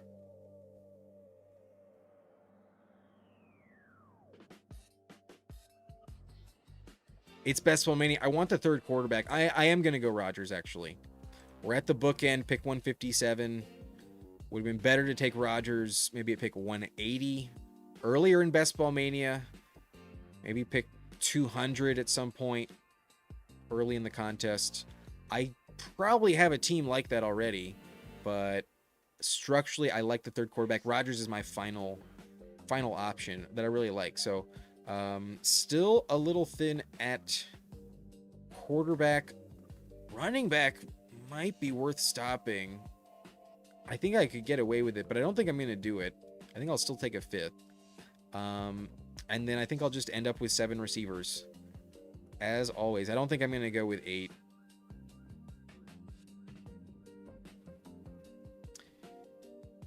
But if I do, I could just stop with Goddard and Okonkwo. I could definitely do that as well. All right. Interesting team. If it wasn't Best Ball Mania, I don't know if I would have taken Rodgers there. Don't know if I would have forced him onto the team. Sean Tucker goes at 159. We got him at 182 in the last draft, if I recall. But I did take Tank Bigsby at 158. Come on, baby. Turn the lights off. Says, I got Baker in the 130s last night. Good for you, bro. Good for you. I was not willing to gamble in this instance. Got Puka Hampton last puppy I drafted. Damn. Nice. In a puppy? Not bad. Not bad at all. If you take Hampton heavily, do you consider Vidal as insurance in the end? I actually like him. I've mixed Vidal in a little bit, but ultimately I don't really want to bet on the injury too much on Hampton, because that's really the only way I think Vidal really contributes. Huhames and others think he can still catch passes, but I think Hampton will kind of have that on lock, and I don't see Vidal mixing in too often. I'm willing to play the Chargers, just assuming Hampton stays healthy. Keaton is valuable, but not going to go super overweight on him. And then Vidal has some value for sure, but going to sprinkle him in the least. I'll definitely be underweight on Kimani. But what are the odds Rams versus Falcons in the Super Bowl? I mean, they're both in the NFC, so literally 0. They could be against each other in the NFC Championship. I'd put those odds very slim, though. The Falcons are not a team I'm going to bet on with their quarterback situation. They're always choking. The Falcons, even with Stefanski, are not a playoff team this year. Real handcuff to have in LA is Mitchell. I think that's who I'd rather have. But I don't think Keaton Mitchell will ever have a lion's share of touches. He's no workhorse, so Kimani will still be on the field. And Keaton also doesn't really catch passes, so Vidal will be the third down back if Hampton goes down. What's up, Keith? How we doing? Says, love seeing you on the late nights. Yeah, we're going possibly until midnight. It's 10:36 in the late second draft. We have 55 watchers, 44 likes. If we get to 50 likes, I'll do one more Best Ball Mania for our third. We'll draft a third BBM if we hit 50 likes. Delusional Vikings fan says, which we haven't seen. It was hid one and only season. You literally can't come to any conclusions. I mean, we still saw him really play well when he was healthy. You know, he had some house calls. Last time I saw him against the Texans, a tough matchup, he still caught 8 receptions. He's a very good stacking partner as well. Brian Robinson circling back. I think I will take him if D-Mood does not scoop him up. I do like B-Rob this late. And I mentioned it. I'm probably going to take that 5th running back. I do not get Freiermuth available, so instead we're going to go Jeremy Bernard. The plan was to take Freiermuth, honestly. He did get sniped. So let me get in at receiver. I'll go Jeremy Bernard. Absolutely. To pair with Aaron Rodgers. I already have a big bet with Baker. I already have T. Higgins with Burrow. We need some stacking partner.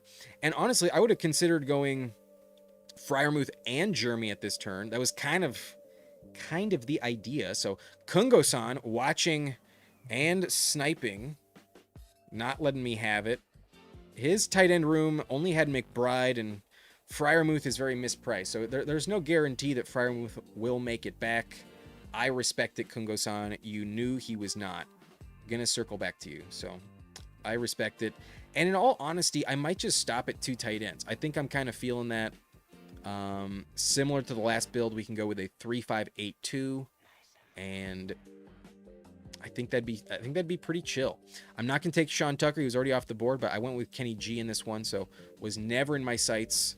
And I think Bigsby went before B-Rob in this one. Yeah, B-Rob fell. I'm super happy with B-Rob at 180. That's huge.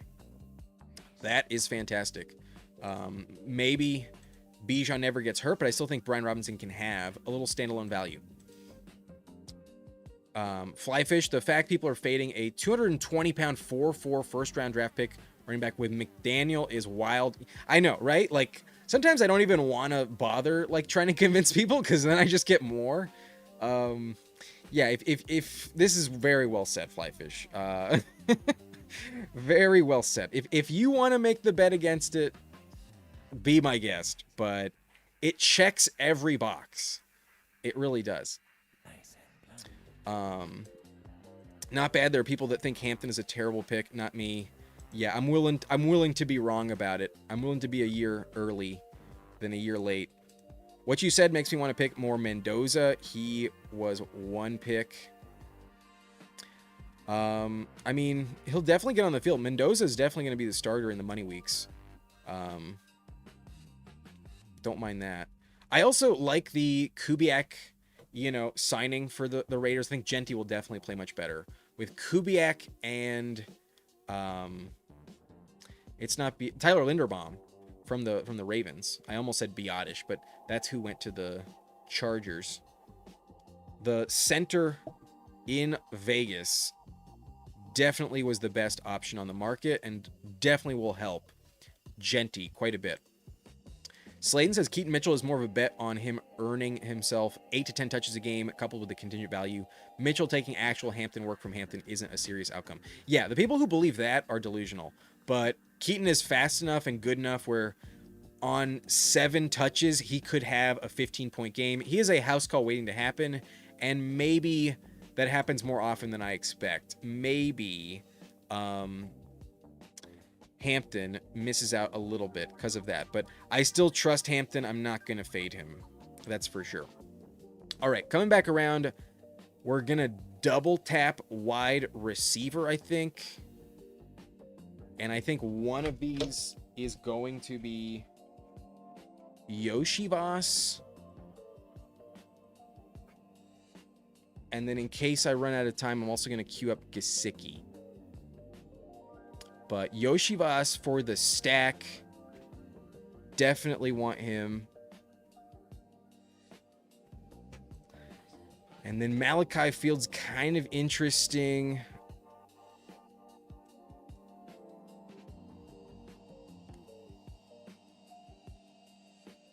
Yeah, I'm going to take the bet in the Giants offense. Fields is a big body. And if Neighbors is slow, there's going to be opportunities. I could also see Darnell Mooney just not quite pay off.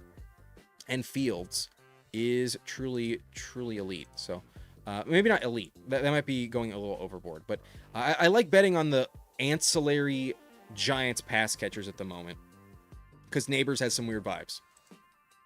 Definitely some weird vibes with Neighbors. But let me check in on the likes. We mentioned it. 50 likes. Sorry for the echo there.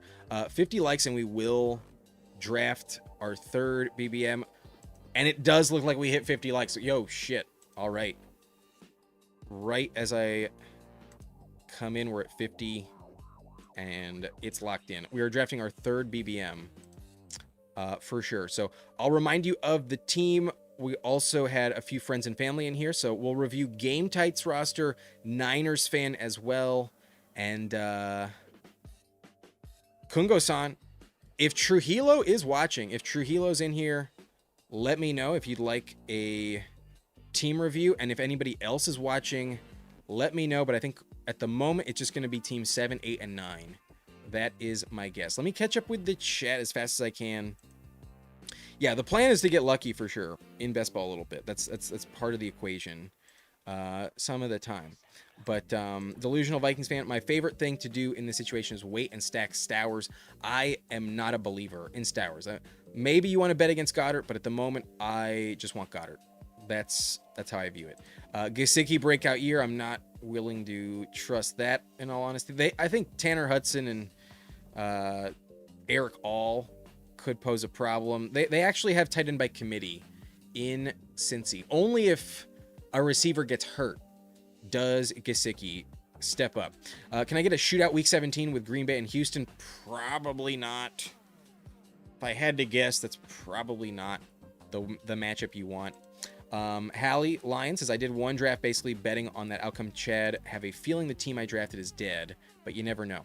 Delusional Vikings fan, Keaton Mitchell was built for Mike McDaniel offense. Should be a few strong spike week. Yeah, there'll be a few. It's going to be unlimited touches, though. What's up, Keith? What's up, Who Hames? Shout out Who Hames.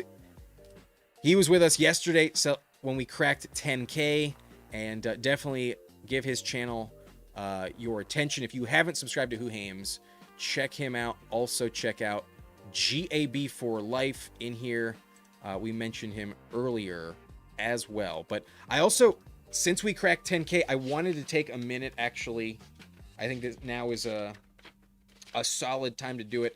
I wanted to thank every single collab that I've had this year. This is the year we've first started having guests on the channel.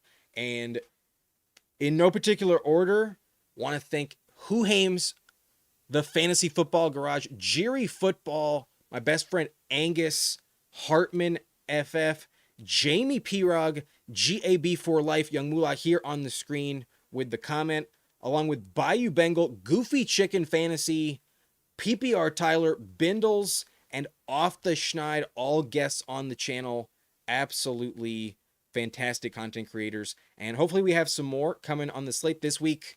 We're bringing in Meg from Fanspeak on Thursday, and we'll be on Friends of Best Ball on their channel on Friday. And I'm sure Candyman Fantasy Football Garage will be back here soon. I have a feeling that might happen also, either this week or next. So, yeah, just wanted to shout out everyone who's been on the channel, all the fam. There's more who I hope to have on the channel soon, but especially want to take just a quick moment to thank everyone that's helped me this year get over the hump, cross over the 10K mark. Thanks to everyone who's subscribed, and shout out all those content creators as well. All right. Whoops. Sorry about that. What's good, Right Tie? How you doing? Keith says, click likes, boys. Third BBM is where it's at. Could be a millionaire in the lobby. Yeah, the third one should be lit. Probably not going to start Genty Hampton once again.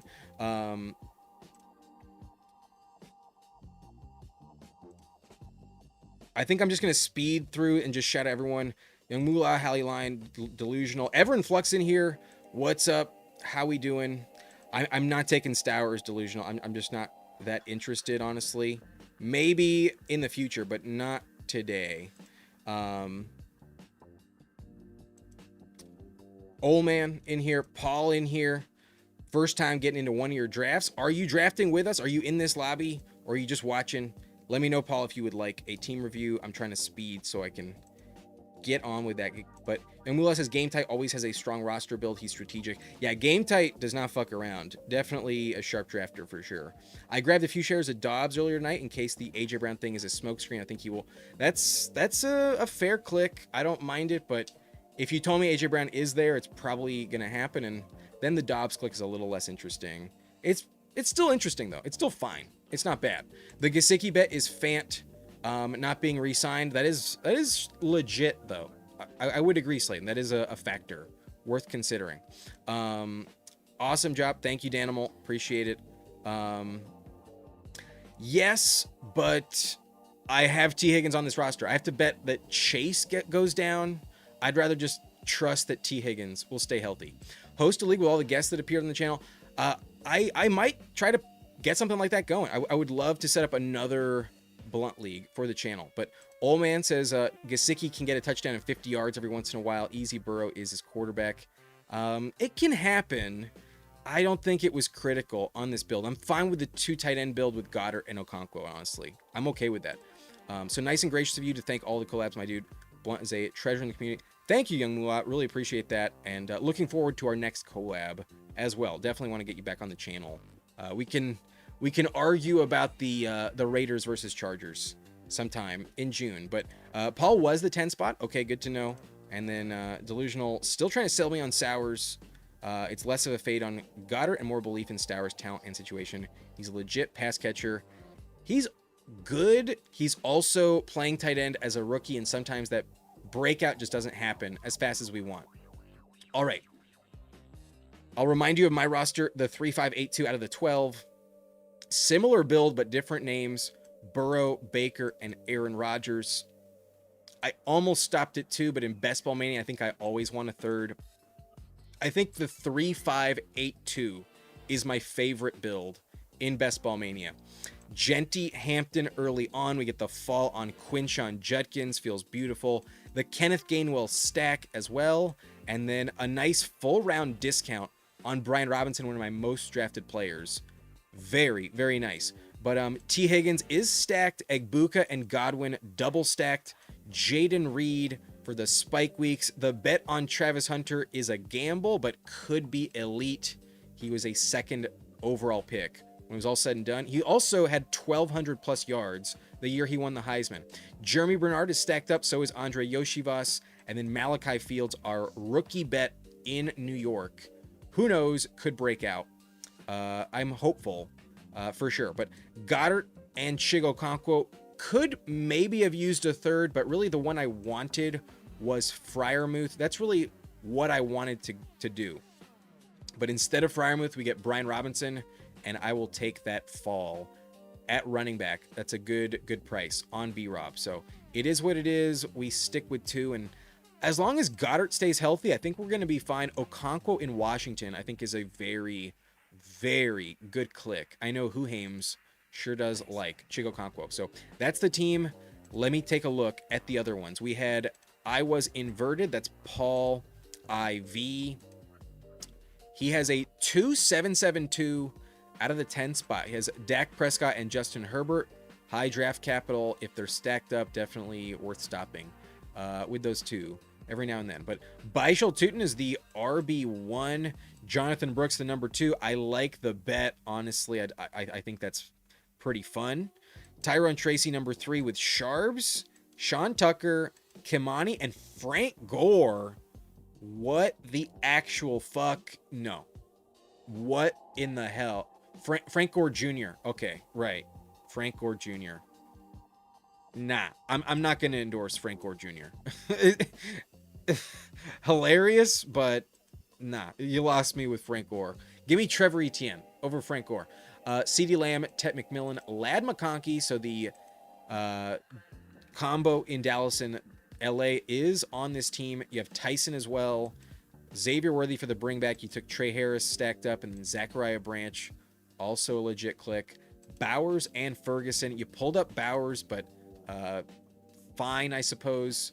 Not what I would have done, but I get mixing it in, and you do have 7 running backs ultimately. So obviously, like I mentioned, I don't trust this. You're not getting many points out of Sharps until the end, so if you advance, I hope it works out. But you also reached on him 11 picks. I don't like that.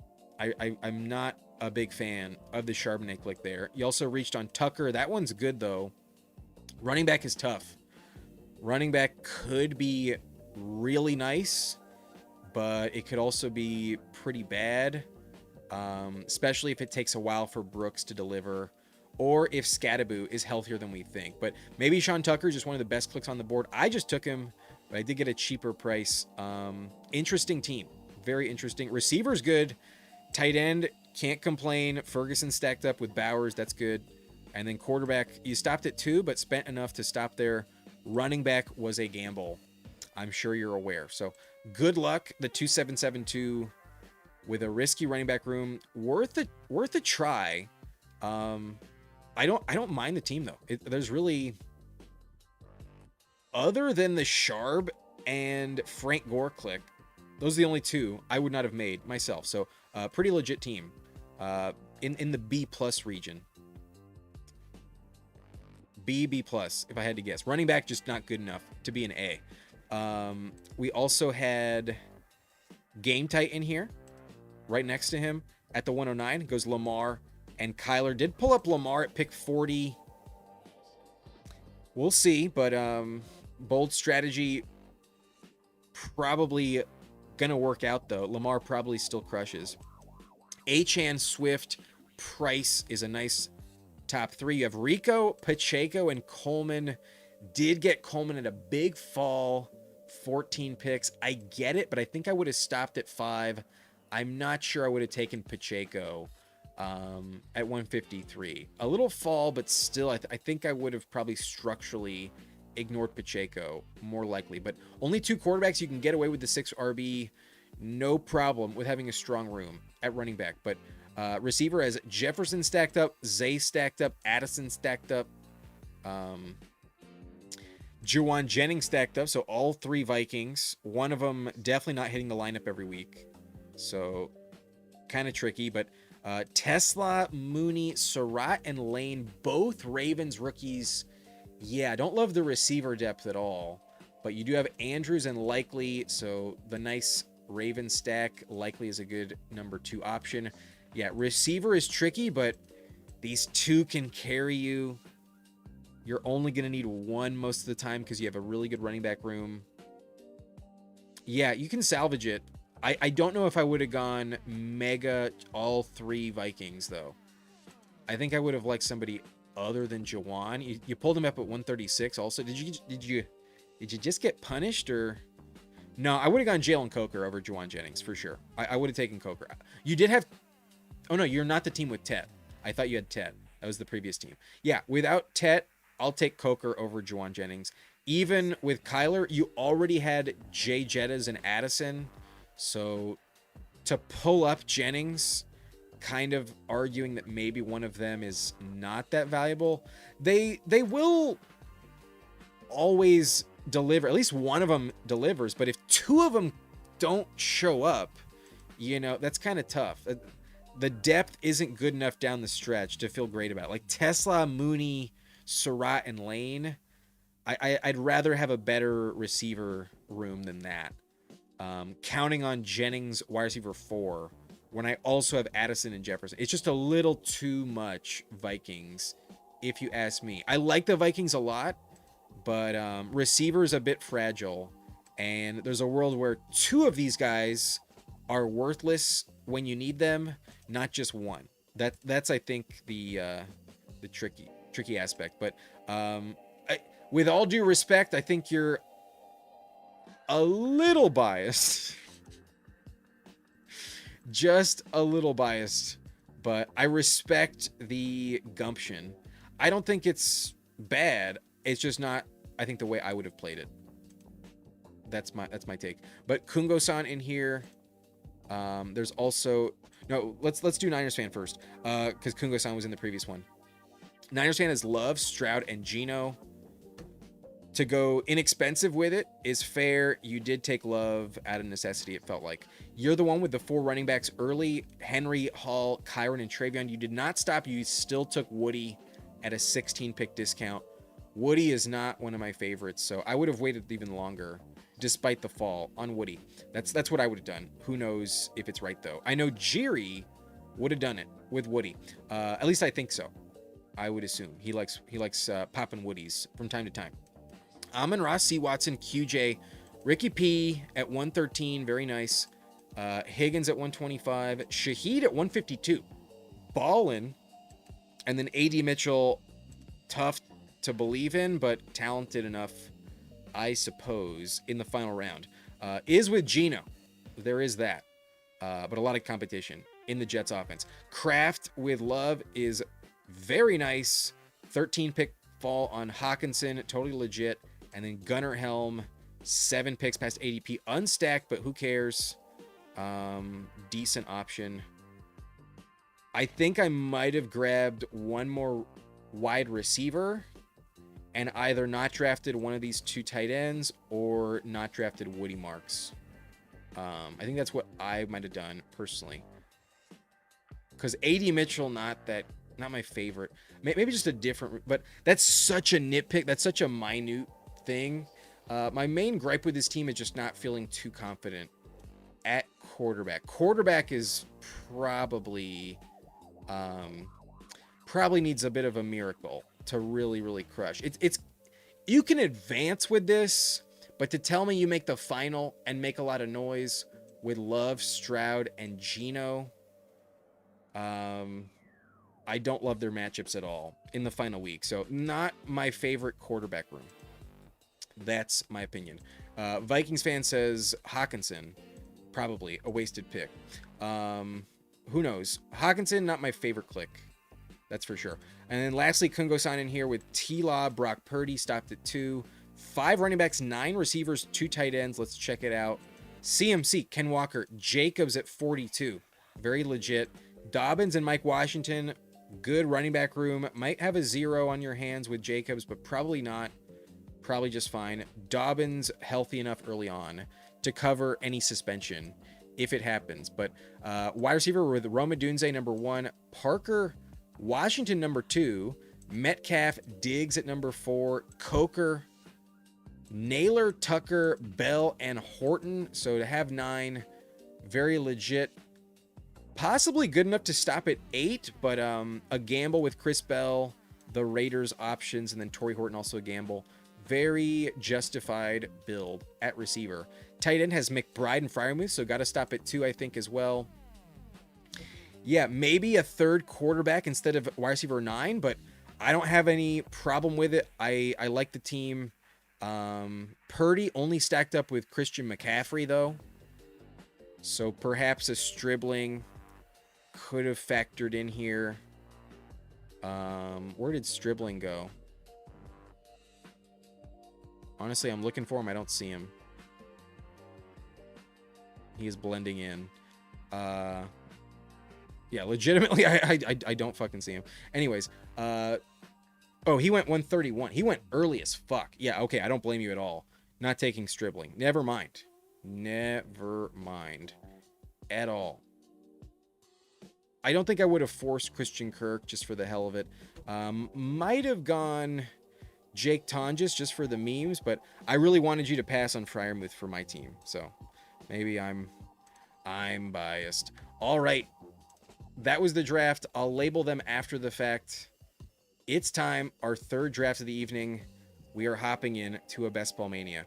Get it ready. I'm going to count it down. We are hopping in 10, 9, 8, 7, 6, 5, 4, 3, 2, 1. Let's go. One spot left. It is full. I get pick 11. Are we get... Do I triple down? on Jempty Hampton. Do I just triple down? Maybe. All right. I'm going to lock in for this one. Let's take the music off. The music has been fun, but let's go silent on this one. Let's lock in. All right. Let me check the lobby. Who's in here with us? Game tight at the bookend right next to me. Probably not going to let me have Hampton if I had to guess. Kungo-san on my left, so Dogs right next to me. We have Sanka in here at the 106. Niners fan pulled the 101. Good for you, buddy. Good for you. And then otherwise, I think I kind of recognize Hummin Book, but in all honesty, I'm not totally sure. All right, this will be a fun opportunity to do the exact same thing again. Go with Genty Hampton T. Higgins for the third straight time. Probably not going to do that though, if I had to guess. Delusional Vikings fan. I can't believe we're anti-Stowers and pro Yoshivas on this channel. That's fair. Well, he has Joe Burrow, so why not? Yeah, at least it's stacked up. If I had Hurts, I would not be taking Yoshivas. But, we got Game Tight joining the blunt rotation. Cheers to you, my friend. Let's take a rip for Game Tight. Coming in with the Memby. Hell yeah, brother. Appreciate you.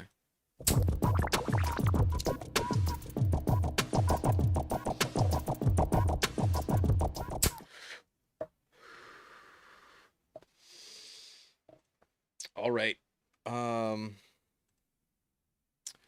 Young Mulan, not a fan of Inverted's lobby. BBMs can be tough. Delusional says not enough Vikings, actually. He's doubling down on his stance. That's fair. The Vikings fans, y'all turn up. Y'all have one of the best home field advantages. It's kind of underrated, honestly, in the NFL. There's a chance all three miss if J.J. McCarthy ever starts the game. Yeah, that's also possible. There's also that. There is also the chance that Juwan Jennings throws a house call to Jordan Addison, and you get all those points as well. There's also that chance that you get the quarterback. You get the emergency quarterback in Minnesota. CMC there would have been fun. Definitely would have been viable, but I'm gonna do it. I'm gonna see if it happens. Why the fuck not? I get the bookend every time. Come on, Game Tight. Oh, come on. Let me have some fun. We'll go James Cook instead. James Cook against the Dolphins should crush as well. Week 17. We'll go James Cook. Almost 3 for 3. But not today. Game Tight goes Achane and Hampton himself. But going James Cook first was not where I wanted to go, because then I would have had double week 7 buys with Cook and Hampton with my first 2 clicks. Not my favorite thing to do. In Best Ball Mania, I don't want to risk it very often. Didn't I risk the double week 8 buy earlier at tight end? Yeah. In BBM, maybe there's not that much room for error. You tell me week 7, your first 2 clicks are on the bench, could have a very, very bad game, in theory. People are too low on Woody. He'll definitely still be involved in the receiving game. I mean, yeah, but like, who cares? Like, it's the Texans, man. I don't trust their offense. I don't trust their offensive line. Woody Marks had only like 1 good game last year. Despite the opportunity, I don't trust him on the goal line. He's very inefficient. He's just not quite talented enough to really deliver on all fronts. And I trust in David Montgomery. I just don't see it. Even if Monty goes down, I just don't see it having the biggest value you could imagine. But Slayton says the last thing one wants is Kyler's tallest pass catcher. Yeah, few touchdowns you'd assume in that scenario. But Vikings fan, take it from someone who watches every snap. Blunt could run better routes than Hawkinson right now. I mean, they did restructure his contract. Before they restructured his contract, I thought they might cut Hawkinson and actually took Josh Oliver in a draft or two. I actually had a couple shares of Oliver in the pre-draft. Let me let me prove it to you. This is my portfolio. Tight ends. I'm going to search.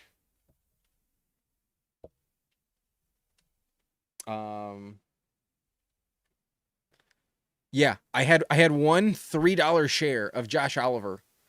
Look at that. I think that was a little board team, if I had to guess, back in February or March. The Hound Dog, you know what? Maybe just because y'all are sticking around, maybe we do a fourth draft and do a Hound Dog just for kicks. But Young Moolah asking, is Hawk really washed? His leg injuries were brutal. I don't trust him in the red zone. Plus, Kyler doesn't throw to the tight end position at all in the red zone. You know, like Trey McBride was never scoring touchdowns with Kyler. Are we really convinced that that's just going to change with Hawkinson? I'm not in love with the Hawkinson argument. Not very much. He'll run routes, he'll get some targets, but if anything, I think he'll be more of a thorn in the side of everyone else rather than like a smash click. I was actually hoping for Allen on this team.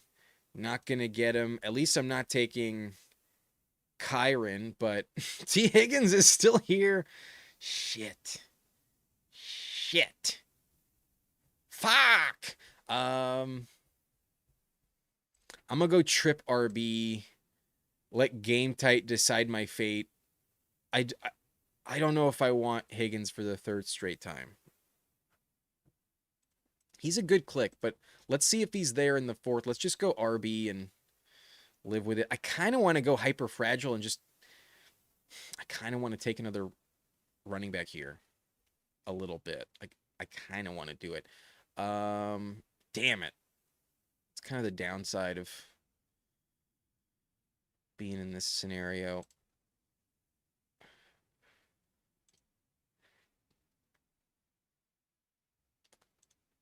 T. Higgins is still there, but what if he gets hurt? I'm going to get different. I'm just going to go Terry.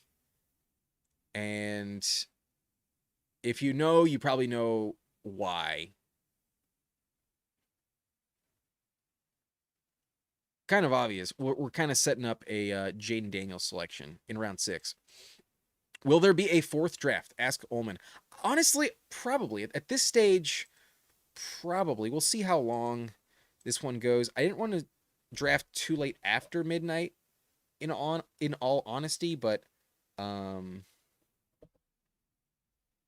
if it's still only like 11:35, 11:40, we'll probably do a fourth draft. If I can start it before midnight, then I'll do it. But I might just stop at 3, because 3 BBMs, a little pricey in terms of my budget. But yeah, in terms of Hawkinson, probably washed. Sladen, go Hampton, Ken Walker, get a little jiggy. Could have done that. Definitely could have done that for sure. But not today. Feels like there's better clicks than Higgins. He's a good click. I want to mix it up. He falls to pick 41. Wow. Chris at 108 gets Amon-Ra, gets Chase Brown and T. Higgins. Also has Zay Flowers. Very fun. The week 17 matchup. That's pretty lit. Missed for the third time. Everybody and their mom is trying to get in the streamed BBMs. I'm honestly kind of grateful that you're not in here, Young Moolah. Congrats on 10K. Thank you, Game Tight. Appreciate you. Appreciate you becoming a memby as well. Oh, I almost missed it. Our 402. I had the 402. We haven't taken our 5th click yet, so I'll rip it from the pipe. Let's go.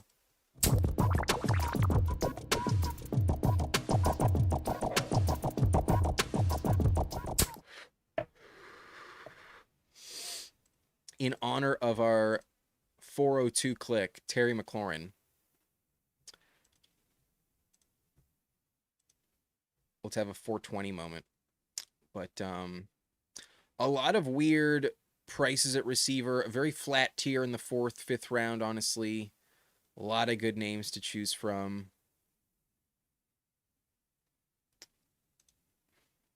I'm probably going to miss out on some of the best values, though. Damn, Wabi goes DJ Moore. Once I saw him there with only 3 clicks left, I got a little bit excited that maybe I would still get him. But this is interesting. Should I just take Lamar Jackson, though?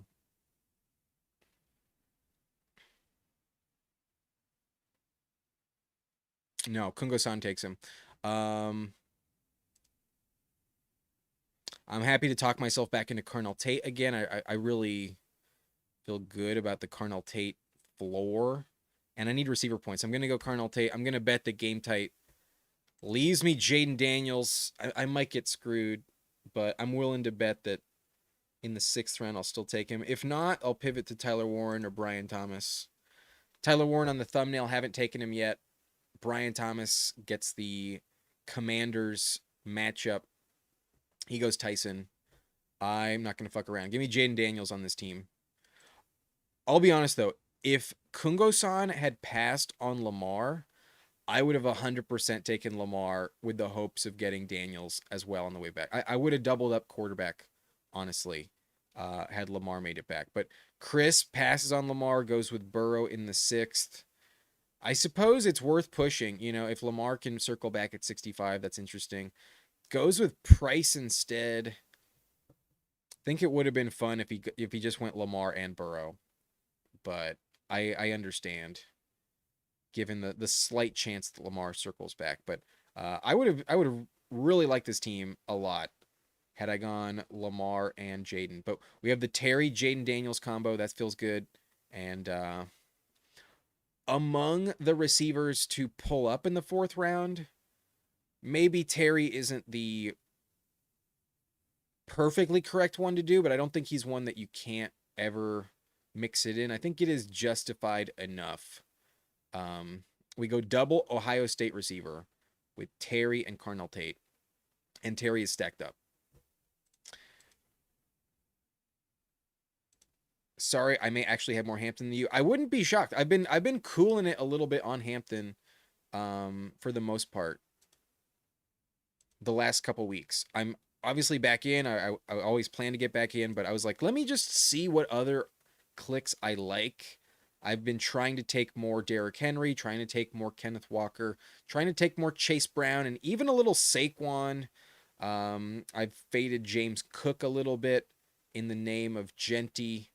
I have been taking less Cook as well. So there's a lot of different names to click, and it's ultimately kind of the same tier. I will probably hammer Hampton, though, throughout the summer just to catch up so I can close out closer to 25%. Ullman says, I got to do my final Dachshund before it closes tomorrow or Tuesday. Yeah, I think I still have one left myself. I'll probably do it on tomorrow's stream. Sladen, I've been chasing my second Frenchie Superflex for days. Had it to 11 out of 12 twice. Is that refusing to fill? I still haven't done mine. I've been waiting on that. But my team, I think, needs receiver. And I think I'm just going to take QJ first. I still trust in QJ. We could go Godwin as well. Game tight has Hampton and Ladd. So he does take Herbert. It's a gift to you. Very good click. But I need a receiver. I definitely need receiver points. Rico off the board. Thanks for removing that temptation. And then maybe I could pull up Myers, but really the only receiver I really want right here is... I could go Kraft, though. Yeah, I'm going to take Kraft. Let's do it. Against Houston, not the best matchup, but I could see the tight end really deliver. And yeah, let's make this one different. I don't have an elite tight end on either of the drafts today. And Kraft, I do like the price, especially in the 8th. Let's go with that. Sladen says, what I have done is made a Lamar, Jaden Daniels super stack in a palm with Diggs, Debo, Ayuk, and Hunter. Wish fulfillment at its finest. Very, very nice. I hope Ayuk does go there. but who knows? The Travis Hunter bet also fun. Diggs, Debo, yeah, those four can all blow up potentially, but definitely carry some risk as well. I can't do Superflex. My brain can't handle a different game structure. I know it's a little annoying to pivot sometimes mentally. That's why I don't do too many eliminators. It's such a different approach as well. Maybe I devote like a weekend to the eliminator when it's closer to filling, but doubt I'm going to do too many of them on the stream. I think we did one the other day, but in general, not going to do more than that too often. But Sladen, it's like jazz can take any position at any time. Very freeing. Yeah, nice and blunt. Can't get 12 people wanting to do one at the same time. It is tough to time it where, you know, if I can time it where I'm the first person in the lobby every time, we'll have a full house, you know. Ideally, I hop in and I'm like the third person in the lobby because it's also very close to being the last person in the lobby compared to the first person. And then none of y'all are in. That sucks. So this one was pretty. I think it was like 80% full when we hopped in. There was only 3 spots if I am not mistaken.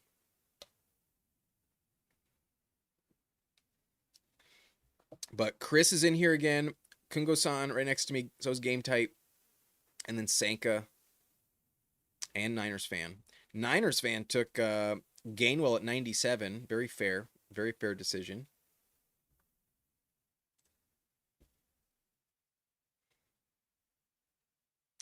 Some options coming back around to me.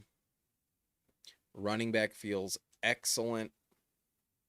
So not afraid to stop at 5 on this team. Also not afraid to fade him for a minute. Could go C-Rod, honestly. Wouldn't shy away from that too much. Laporta might make it back, but I have Kraft, so I'm hopeful he gets sniped. It's not a choice. Could go Pitts, but not dying to do it. I'm glad I at least took QJ, because damn, receiver just got nuked. Receiver, a little tricky there. Shit. I mean, Bo Nix falling here. I think I might just take him unstacked. I think so. Not a massive fall, but I don't have many stacks available. And he has legit rushing upside. You don't need to stack him up. I'll go Bo Nix. We'll do that. But damn. Receiver did dry up a little bit. Maybe I should have taken Godwin instead of Kraft. Not going to panic, though. Definitely not going to panic.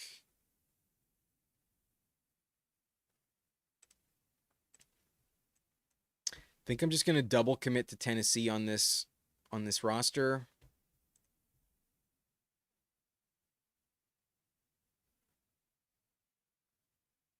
Yeah. Not my favorite receiver room so far. But there's still a bunch of clicks left. I can still get away with it.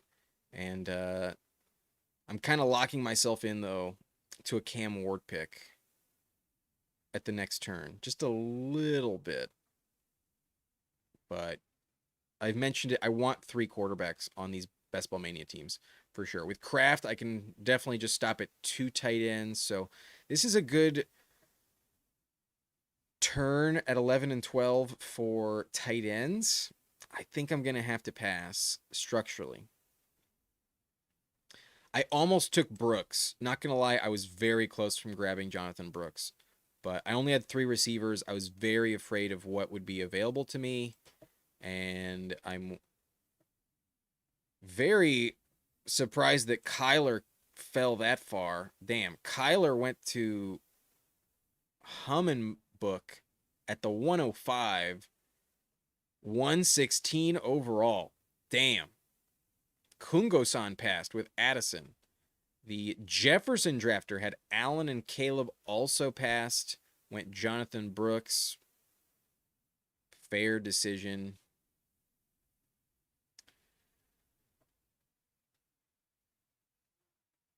Would have been nice to have Bo Nix stacked up, but On this side of the board, unless Sutton's there, it's really tough to get Waddle at that price. So Sutton went 75, was just never available.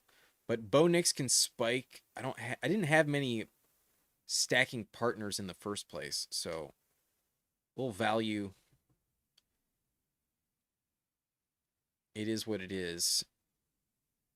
There's not many back stacks available with Bo Nix. Like, let's be honest. Like, is Pat Bryant really gonna hit? I don't know. I don't want to take Evan Ingram, Justin Jolie. Not excited about that at all. Wandale is the stack I want with Bo Nix. So, it is what it is. Higgins would have been interesting. I would have taken Higgins for sure.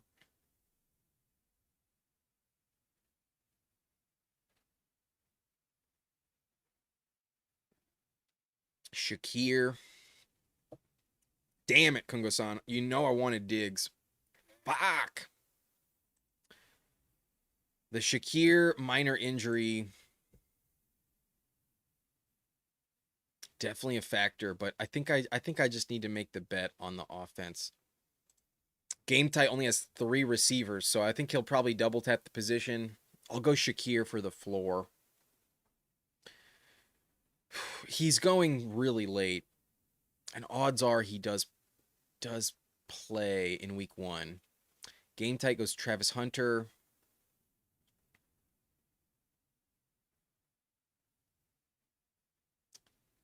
And does not snipe me. I do get my Cam Ward double stack. Let's go. Yeah, if we're going to go with Cam Ward as the QB3, double stack with Carnell Tate and Wandale feels pretty legit. Not going to backstack Cam Ward with that duo. Not interested in Gunnar Helm on this team. Maybe, who knows? Maybe that's the best value at some point in the draft. But not my plan. I think we can wait a little bit. And I don't think I need another Tennessee Titan when I have Wandale and Carnell Tate. Those are the two who, if they really smash, then Cam Ward is really worth this price, if not even more. Once we exit the tier that went off in round 10, in all honesty, I prefer Cam Ward over Malik Willis. I think Cam Ward is the next most valuable quarterback. Now, there is some projection involved, but I think the breakout is definitely possible. Had over 4,000 passing yards out of Miami his final season. He was 4th in Heisman votes. Very, very legit play. The number 1 overall pick for a reason, and he had no real weapons last year. Really, like Chimeri DK was his most trusted option.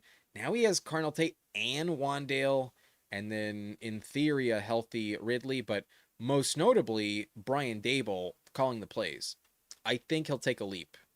I like Cam Ward a lot this year. So, a fun quarterback room, honestly. I don't take Daniels like crazy, especially I rarely get him stacked up with Terry. So, that was the whole reason to pull up Terry, the plan for Jaden.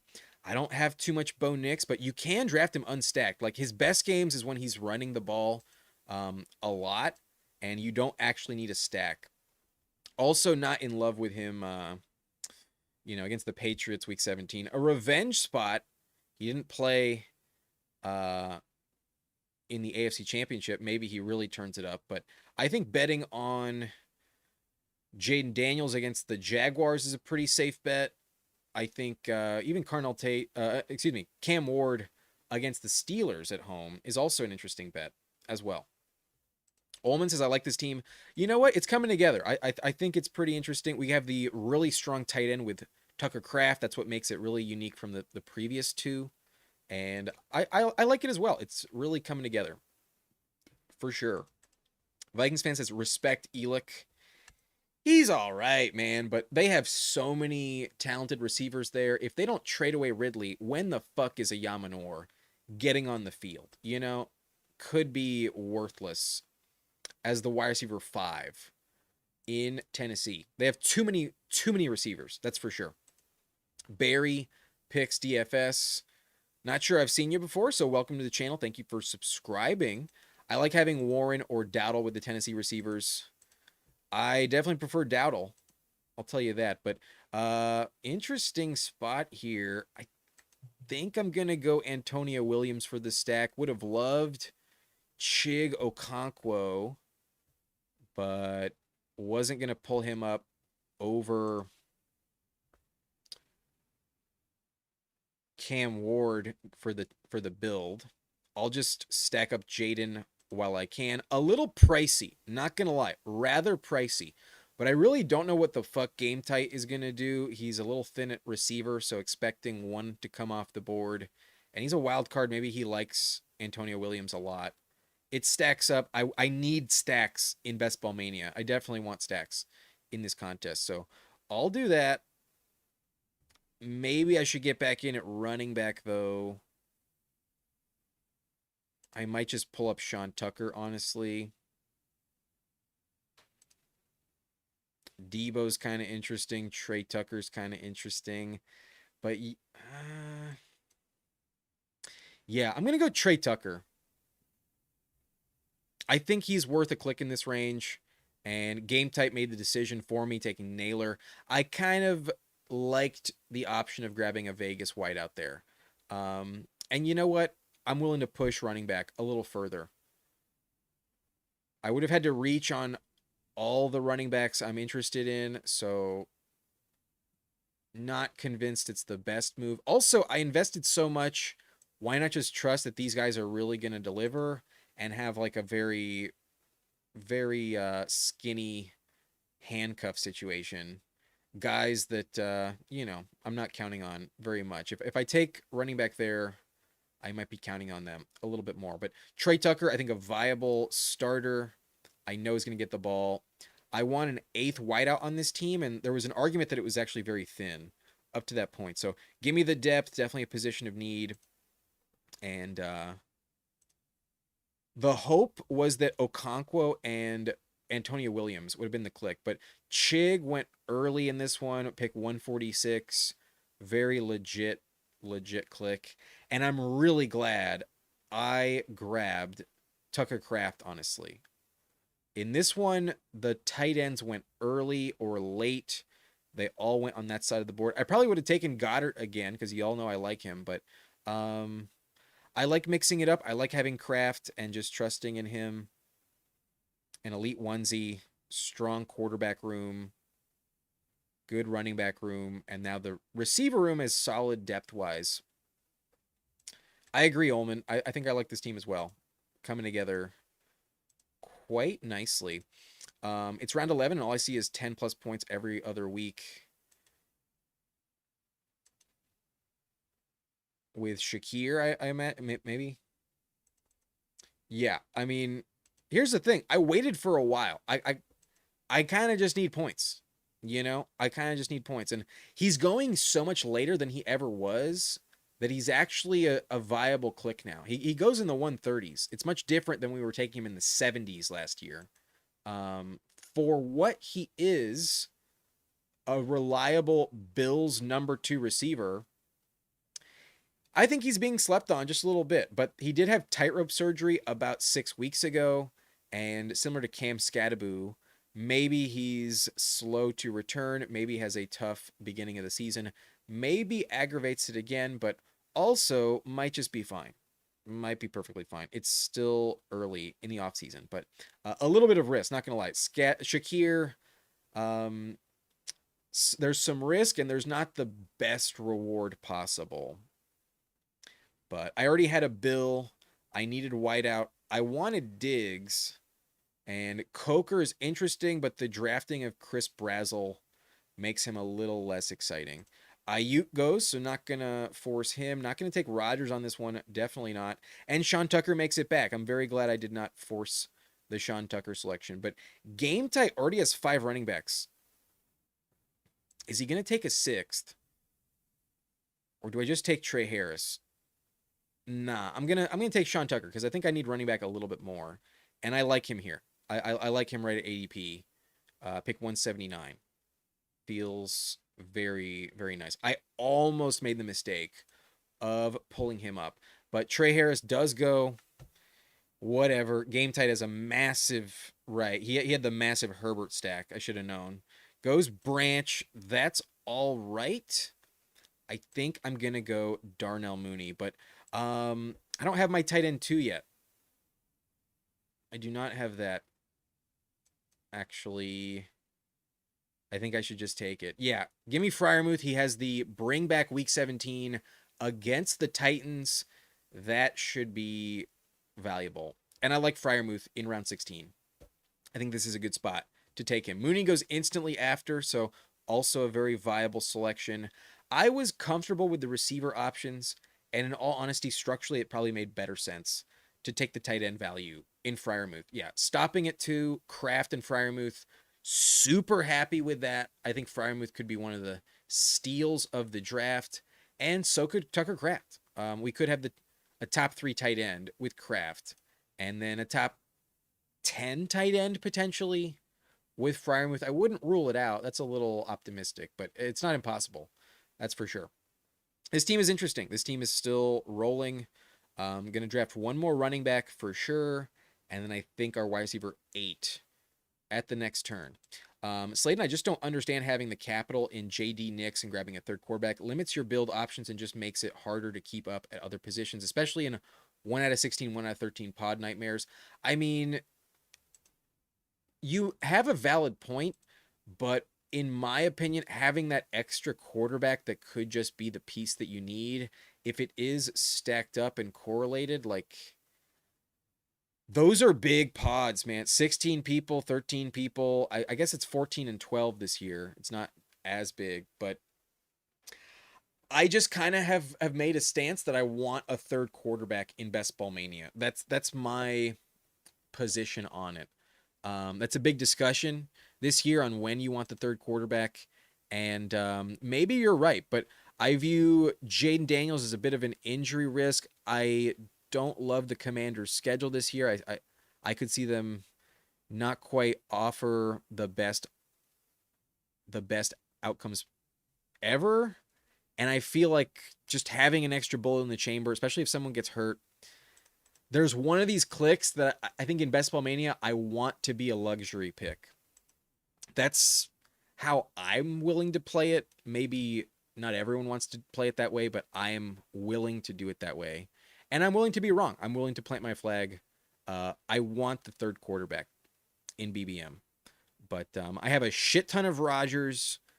There's not that many other ones I like. And once I took Wandale, I didn't really want to lock myself into the Cam Ward selection, but I didn't like my options.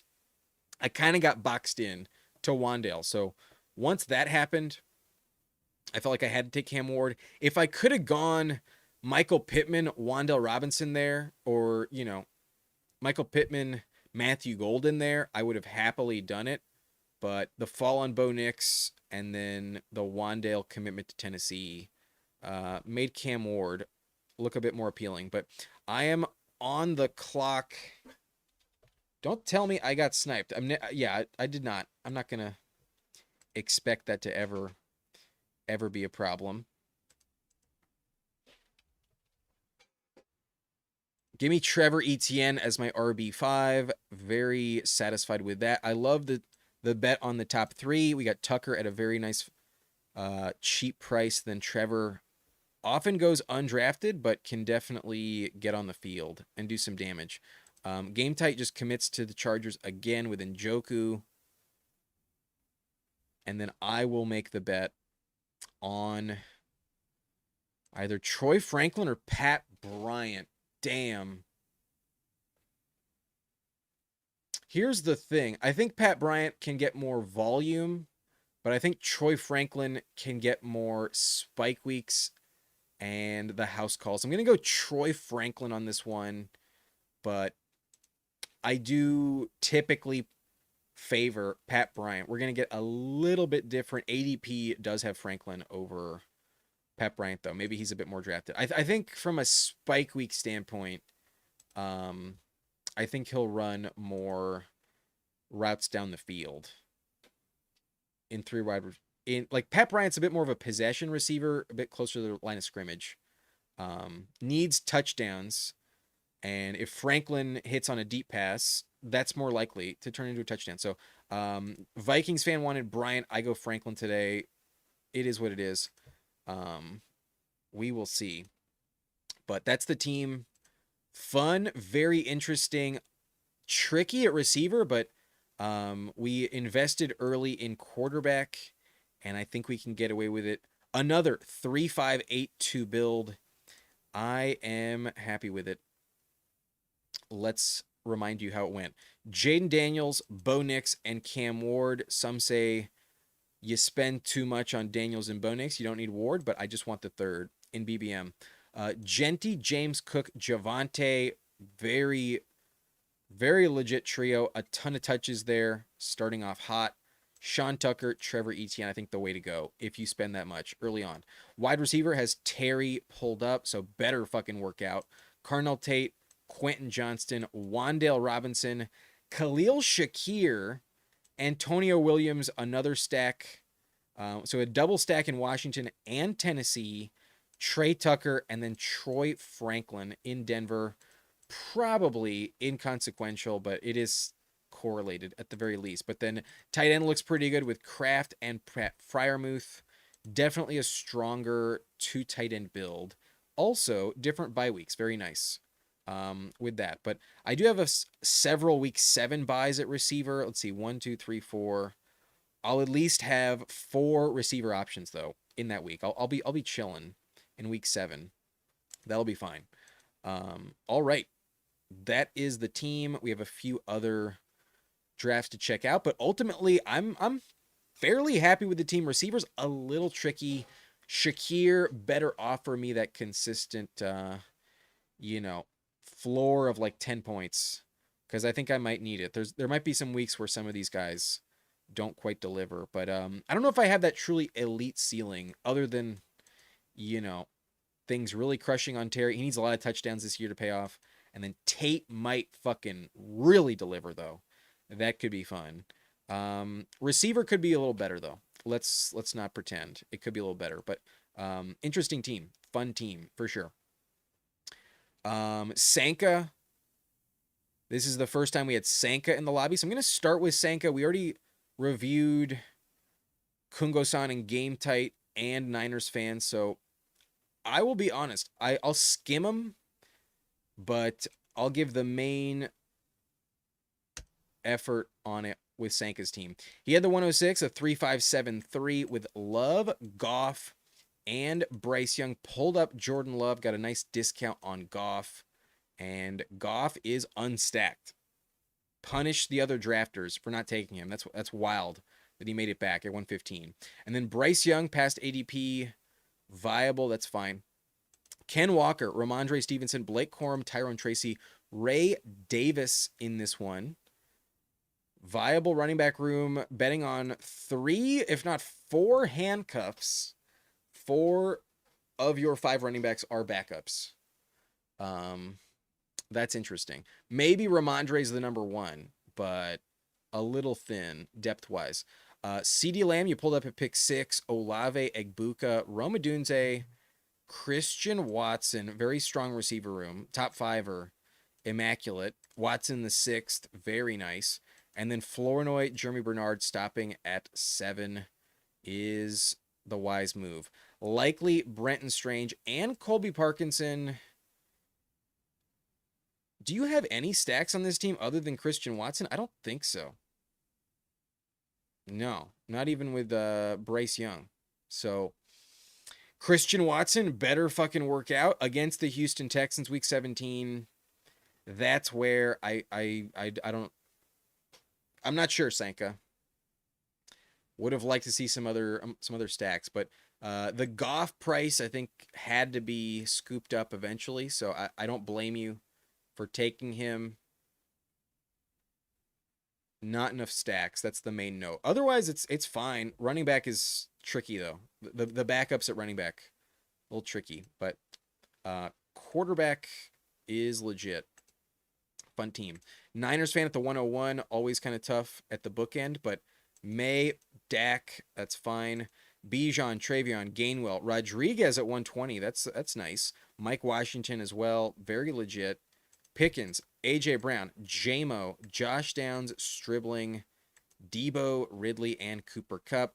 These veterans, not sure if you had to go floor play with them. They feel like such a floor play, and they could be just like worthless. So I don't love these two, in all honesty. That's my honest opinion. But top 6, pretty solid, especially the top 4.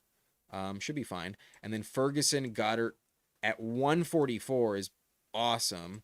And then Hunter Henry, you have both Drake May, Dak Prescott, well stacked, very good team. Very, very good team. Like I said, these two I don't love, but otherwise it's a very, very good team.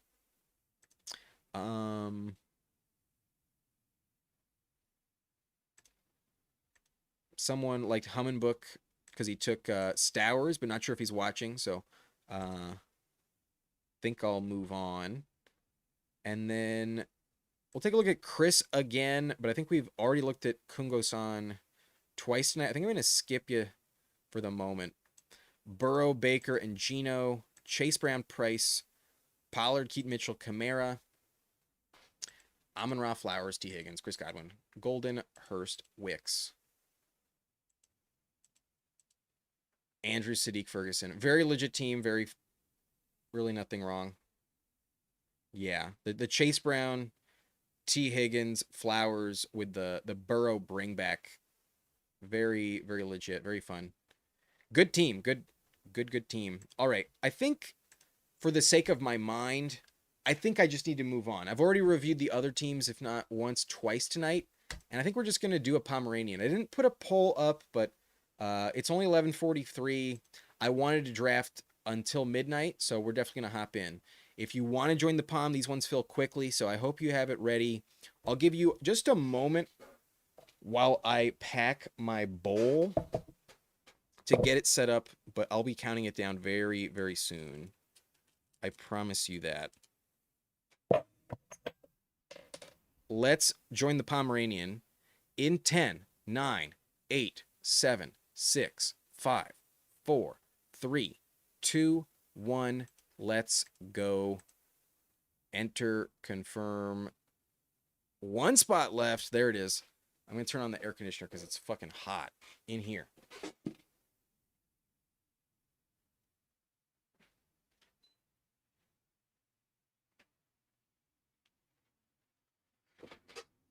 Damn. Once again, I get the bookend. That's 2 drafts tonight at 111 and 2 at pick 12. I cannot catch a break. Bummer. I mean, yesterday, was it yesterday or the day before? We picked at number 2 all 3 times. I think that was the day before. I think it was Friday, yeah. On Friday, we had 3 pick 2s. That was fun.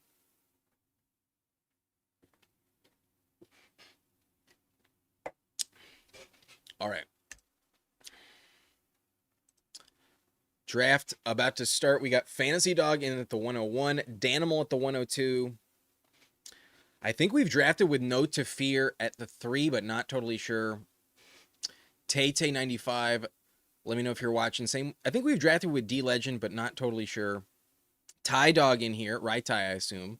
Spurs G at the 109. Niners fan again. And then I'm not sure about Eddie Dabaraya or Brocky Wins. Good luck to everyone. But I think we've been without the music for long enough. I'll bring the music back in for our final draft of the night.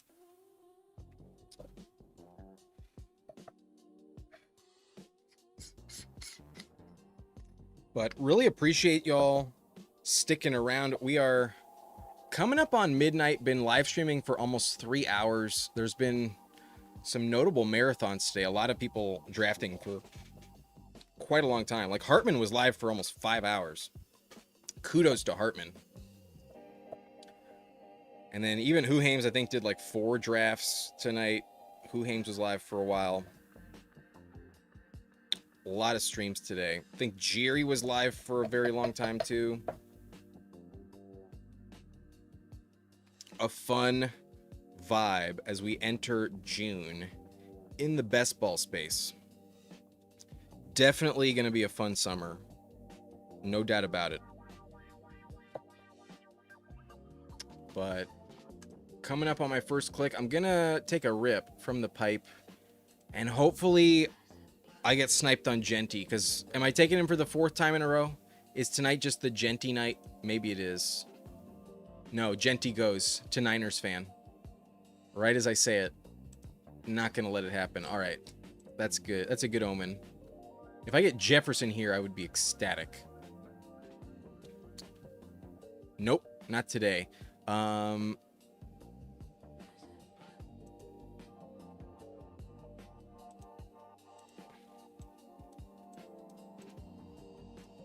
Hampton, Derrick Henry, let's go. Not going to take James Cook with Hampton, but not going to pass on Hampton. So pull up Derrick Henry. I love this start. I love the Hampton-Derrick Henry combo. Love it. Absolutely love it. But time to take a rip from the pipe.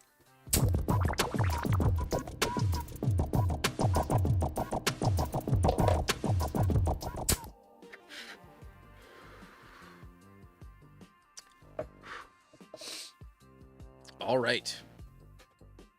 We are rolling. And the only like odd pick, but it's a pretty good one, is the Amon-Ra at pick 6. I'm fine with that from Ty Dog. And then Genty at pick 10. Definitely fine with that as well. Kayshon Boutte, the best click on the board? Really?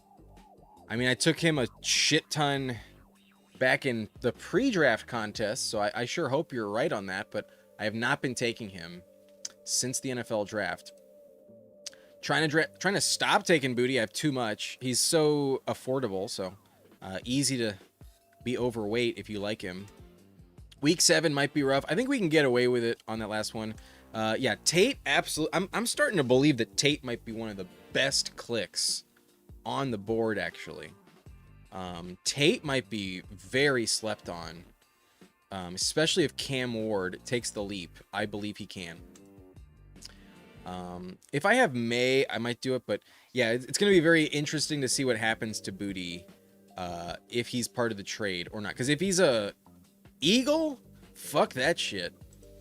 Number 57, like, appreciate you, Fantasy Dog. Thank you for hopping in this one. You go Bijan and Josh Allen. Not afraid to pull up Allen in the Pomeranian. Love his matchup against the Dolphins week 17. So not too bad. I don't mind it. I'm ready. Missed it. LOL, should have clicked it beforehand. Sorry, Ullman. Sometimes it's tougher than you think. I think if you enter when I'm like counting at like 8, 7, 6, I think you'll probably get in right before me, if not like right as I'm clicking. I think you have to click the button when I'm saying the number 7. I think you have to get in right at 8, 7 to have the best odds. That's my guess. If you wait for the countdown to be over, it's possible that the lobby has already filled. Yeah, I'm sure you'll have another chance, though. Sladen's definitely been in a few of them with us already. But Seth Wabi says, I was lurking, LOL, good draft, go Chargers. Right, Wabi was in there. I thought, now I realize, yeah, maybe you definitely, I feel like we've drafted before. Wabi does ring a bell, now that I think about it.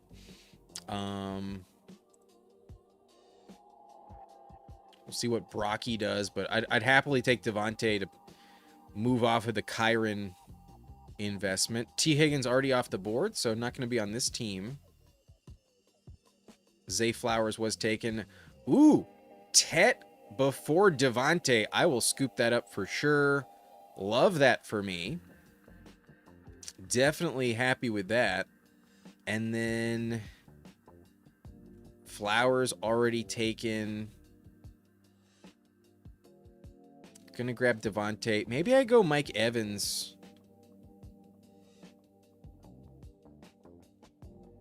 Don't mind that for the Niners bring back, but I'm gonna think it through. Kind of also want to take Scattaboo, but yeah, today we'll go Evans. Week 17. All or nothing, week 17. That's where my gut instinctively went to once I got the Devontae price fall, and I'll just commit to that.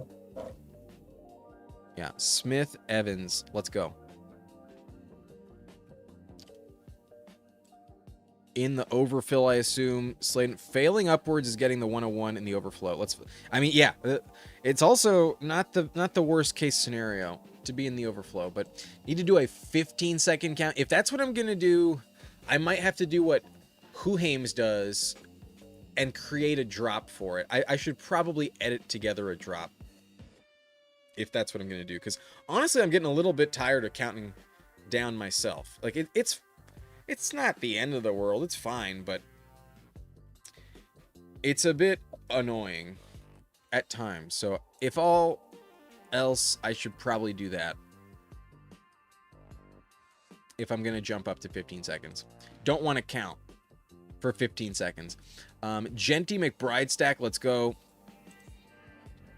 Oh, wow. I didn't even notice that. McBride at 34. Very, very solid. Very nice there. But we are in the 4th round. Let me hit the pipe again.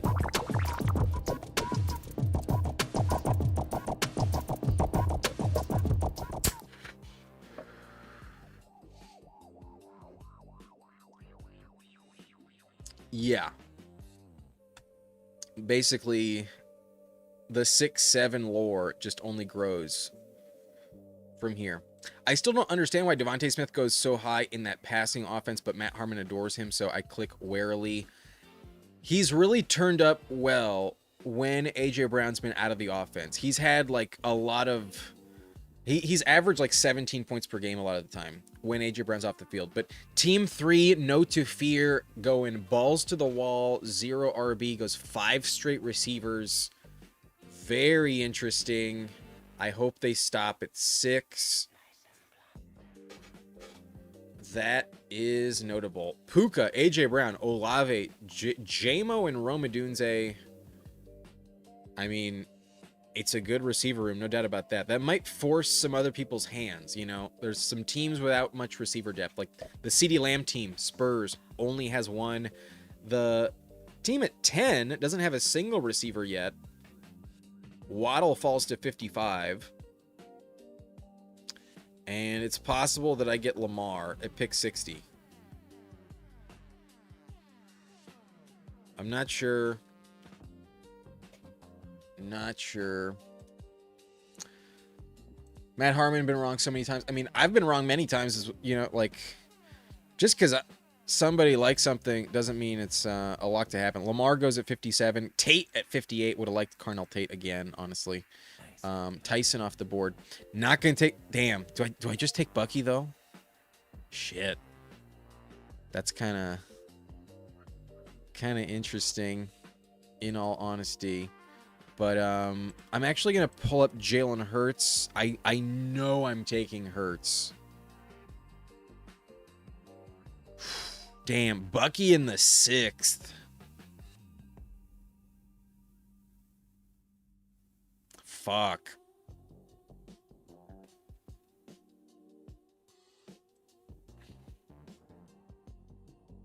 Sure.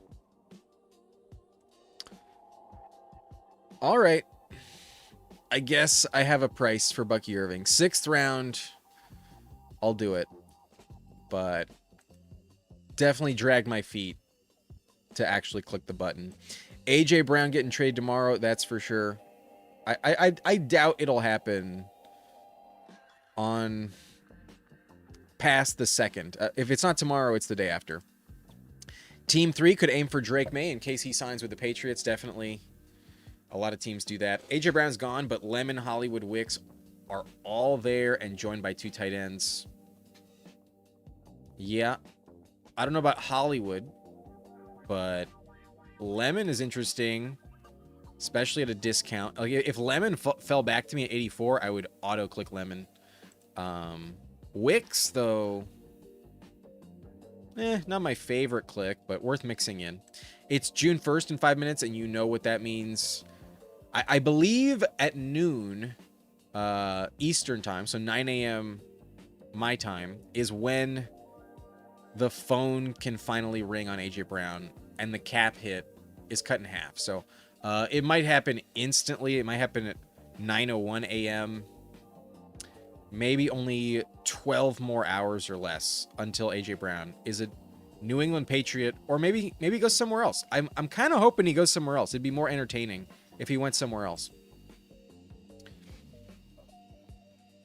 But I am still kind of thirsty. I don't have any water, so I'm going to be back. I'm going to get some water. I for sure would like some water.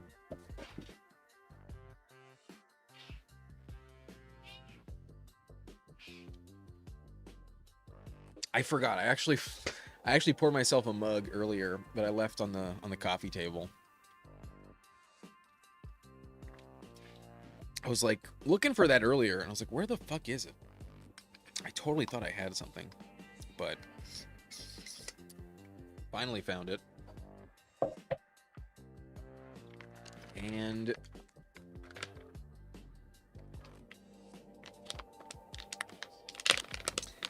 this is a solid team so far. The Bucky Irving selection, maybe it's just so worthless, but I've been taking so much Gainwell. I've been taking so much Sean Tucker. Maybe they're bad clicks. Maybe Bucky does play when it all matters, and maybe you do need some Bucky Irving teams, but round 6 is probably where he settles. I don't think he'll fall into the 7th unless it's just like utter free fall at one point, but at this point in time, I think I'll scoop him up at 61. All right, I'm on the clock. Kraft goes. Ooh, Sutton could definitely grab him. Maybe we get what's his face to fall back. Bo Nix again. And then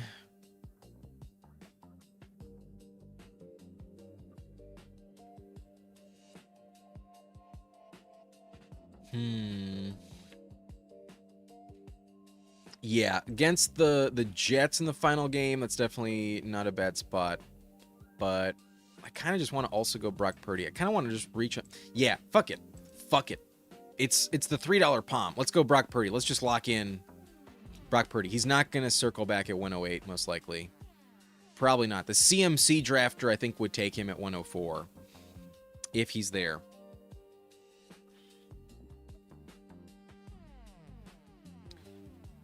So let's just build it out for week 17. I've spent enough. I'm only drafting 2 quarterbacks. And that's why I pulled up Mike Evans. Yeah, get different. On this side of the board, there's going to be fewer Mike Evans combos with the running backs I have. Yeah, just a little bit different.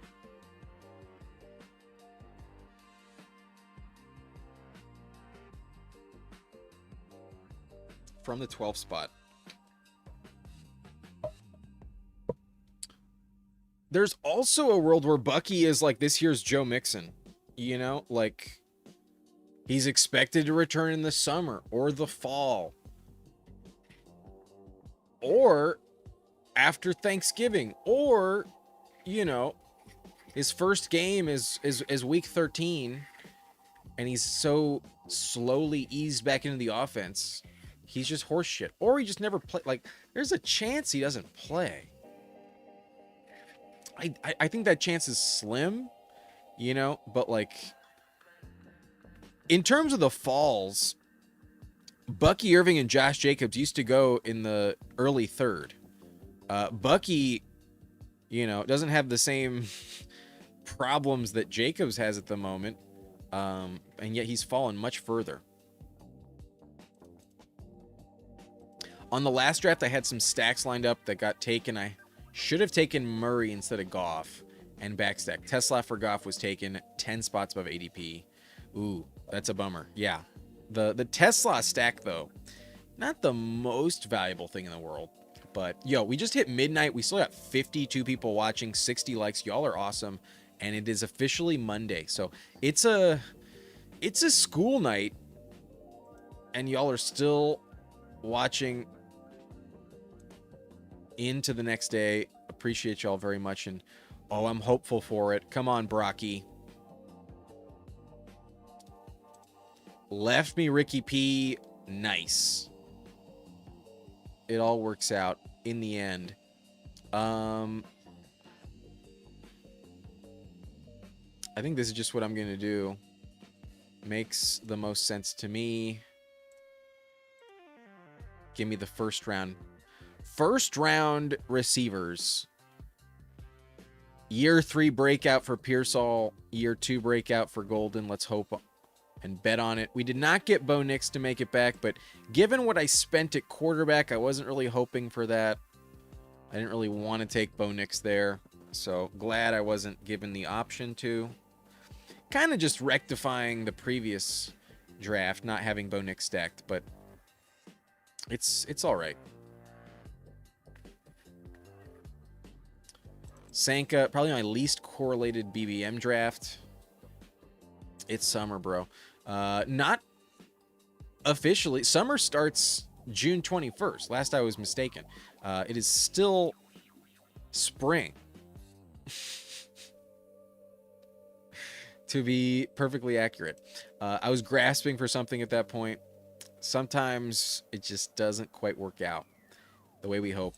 First of the month is membership day. Is that oh, there. I was like, is that a foreshadowing? Thank you, Sladen. Appreciate you. Welcome to the blunt rotation. I'm literally grinding some weed right now.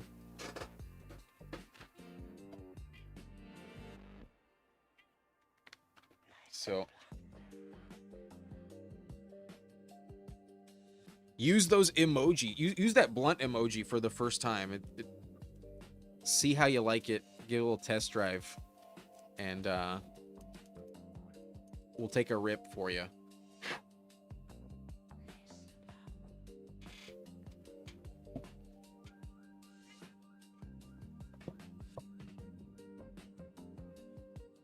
But long gone are the days when Jonathan Brooks was in the 130s. Man, I miss reaching on Brooks at 135. I sure do miss that decision. Am I really going to take Jonathan Brooks 10 picks above ADP at 135? Because he's not going to make it back? Yeah, I think I am. Glad I was doing that when it was an option. Jordan Love goes. I was not in the market for him, so I'm good with that.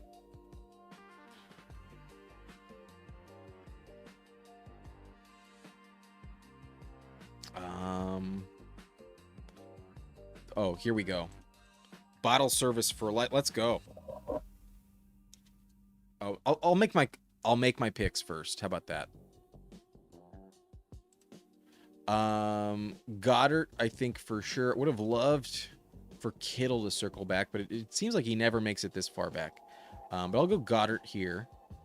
And then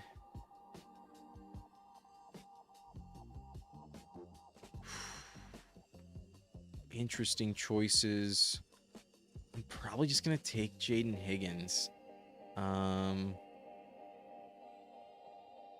think it makes the most sense.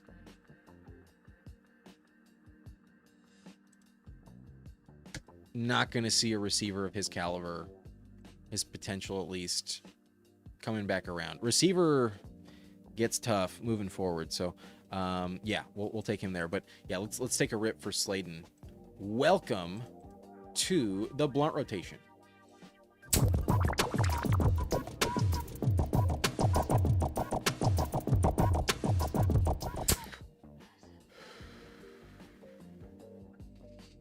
Let's go, Hannah Montana. Thanks for joining. Travis Hunter has been climbing. Are you still taking him there? Definitely at 135, he was in consideration. If I didn't get a fall on Higgins, I probably would have thought about it with Travis. Definitely a little bit. I prefer to take him stacked up. That team gets him with T-Law. That's Niner fan. Good for Chad. Yeah, I think especially given the if you were watching at the beginning, I was hyping a potential BTJ trade still, which, you know, might not happen, but it's still possible to happen, especially if it does. Travis Hunter will be heavily involved. But even if it doesn't, I still think they want to see what they got in the year 2 rookie. I think he still has like very good outs in terms of end of season outcomes. He has a very high variance and the risk is definitely there, but the reward is absolutely there. We were taking him in the 4th and 5th round last year, and the argument is basically the same as it was, with the exception of Jacoby Myers. If you don't think he can get on the field more than Jacoby Myers, then I don't know if you like understand how talented Travis Hunter is really capable of being. He had 1,200 yards with Shedeur Sanders as his quarterback. So I think he can crush if he just stays on the field enough. So it could be a terrible click, but I think in best ball you have to be willing to take some risks. And round 12 this year compared to round 4 last season, yeah, I'll buy the dip. Fantasy Doc says he's doing well so far. 13 rounds in. You took Trey Tucker at 145. Not bad, but how often you smoke blunts? Honestly, I mean, it's been a long time since I've smoked a blunt. I'll roll a joint every now and then, but I mainly just smoke out of the pipe or the bong. Mostly the pipe these days. It's been years since I've had a blunt. I don't smoke tobacco anymore. Been a long time. There's the double entendre, but yeah. I'm never rolling blunts for the sake of the stream. I've gotten 100% 101s since becoming a member. Yo, that's what you need to have that luck on your side. Interesting. I never take Jonah Coleman. I might mix him in here. Last year, the Patriots were a very tough running defense, but 10 picks passed. Why not mix him in? This is kind of a weird team, running back, just because of the Bucky situation, but why not? And then that gives me the excuse. I did not get Chigo Okonkwo to come back. That would have been great. So I'll just go Juwan Johnson. For a second there, I thought maybe I had Jaden Daniels again, but that was the last team. That is not this team. We have Jalen Hurts and Brock Purdy. Maybe should have taken Stribling, but I have both Evans and Ricky Pearsall, and I'm willing to just stick with that bet. That's fine. I'm not requiring myself to overload on Niners pass catchers, because Stribling is a little expensive. Not a bad click, but a little expensive. And I did not take a tight end early enough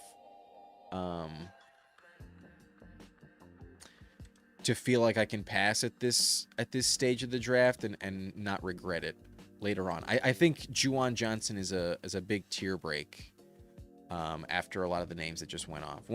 Once the Henry tier is opened, once that can of worms is out of the cage, there's no telling what order they're gonna go in. But Henry, Okonkwo, Gadsden. I don't like Sadiq very much, but he is talented. Strange and Juwan Johnson, I think, are the best names for the price. All of them are in the same tier. I think Okonkwo's at the top of the tier. Okonkwo could be better than Kincaid, maybe even better than Ferguson, maybe even better than Likely and Andrews. Okonkwo could be great. Okonkwo could be awesome, but so could Brenton Strange. Probably not as likely, but so could Brenton Strange. And then Juwan Johnson, also very, very valuable. But what's up, Wilson? How are we doing? No problem, Rich. We keep it 100 over here. Try to get to everyone's comments, especially at this point in time. I've actually caught up, but Sometimes I'm very, very behind in the chat. That's kind of the only instance I'll skip over some comments if I'm way too behind. And I kind of just got to skim and move on with the moment.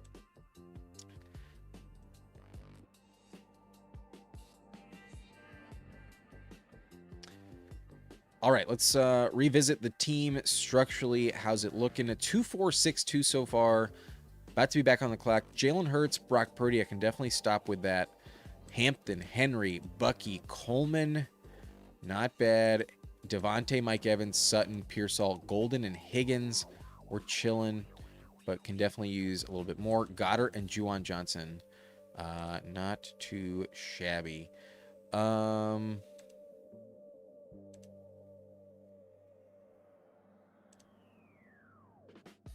Running back is gross. I do like Ted Hurst.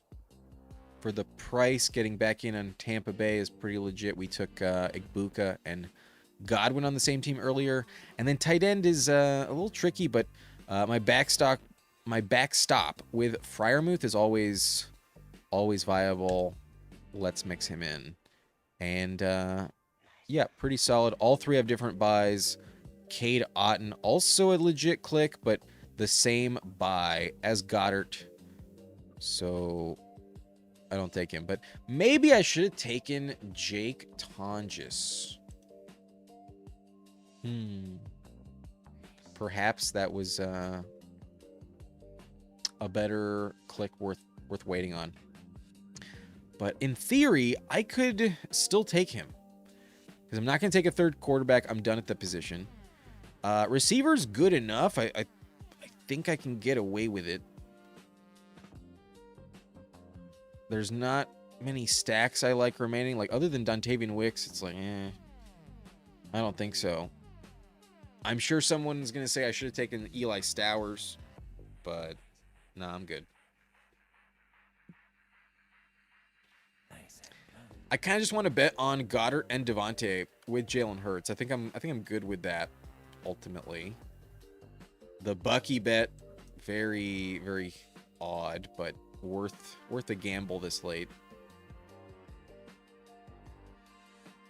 And then the third tight end was critical. So, yeah, maybe I take a fourth, but that's probably overkill. Yeah, I think that's overkill.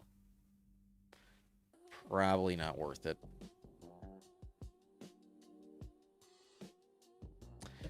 All right. Coming down the stretch, we're almost done.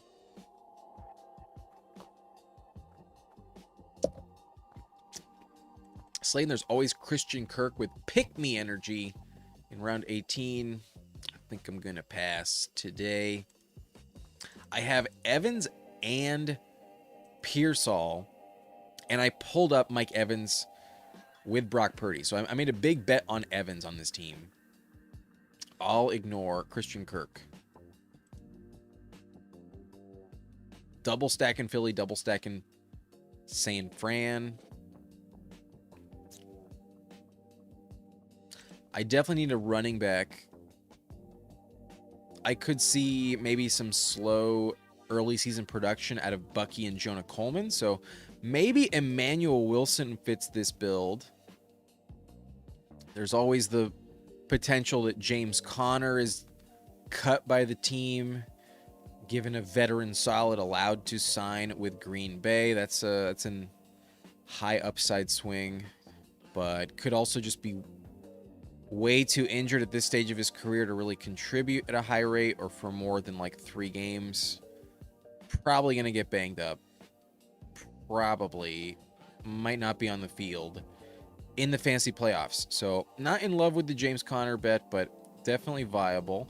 Someone wants to snipe me. Oh no, don't snipe me on James Conner. But like I said, I might need some more early season production because of the Bucky Jonah Coleman situation on this one. They both have a week 10 bye, so that might be the tiebreaker ultimately.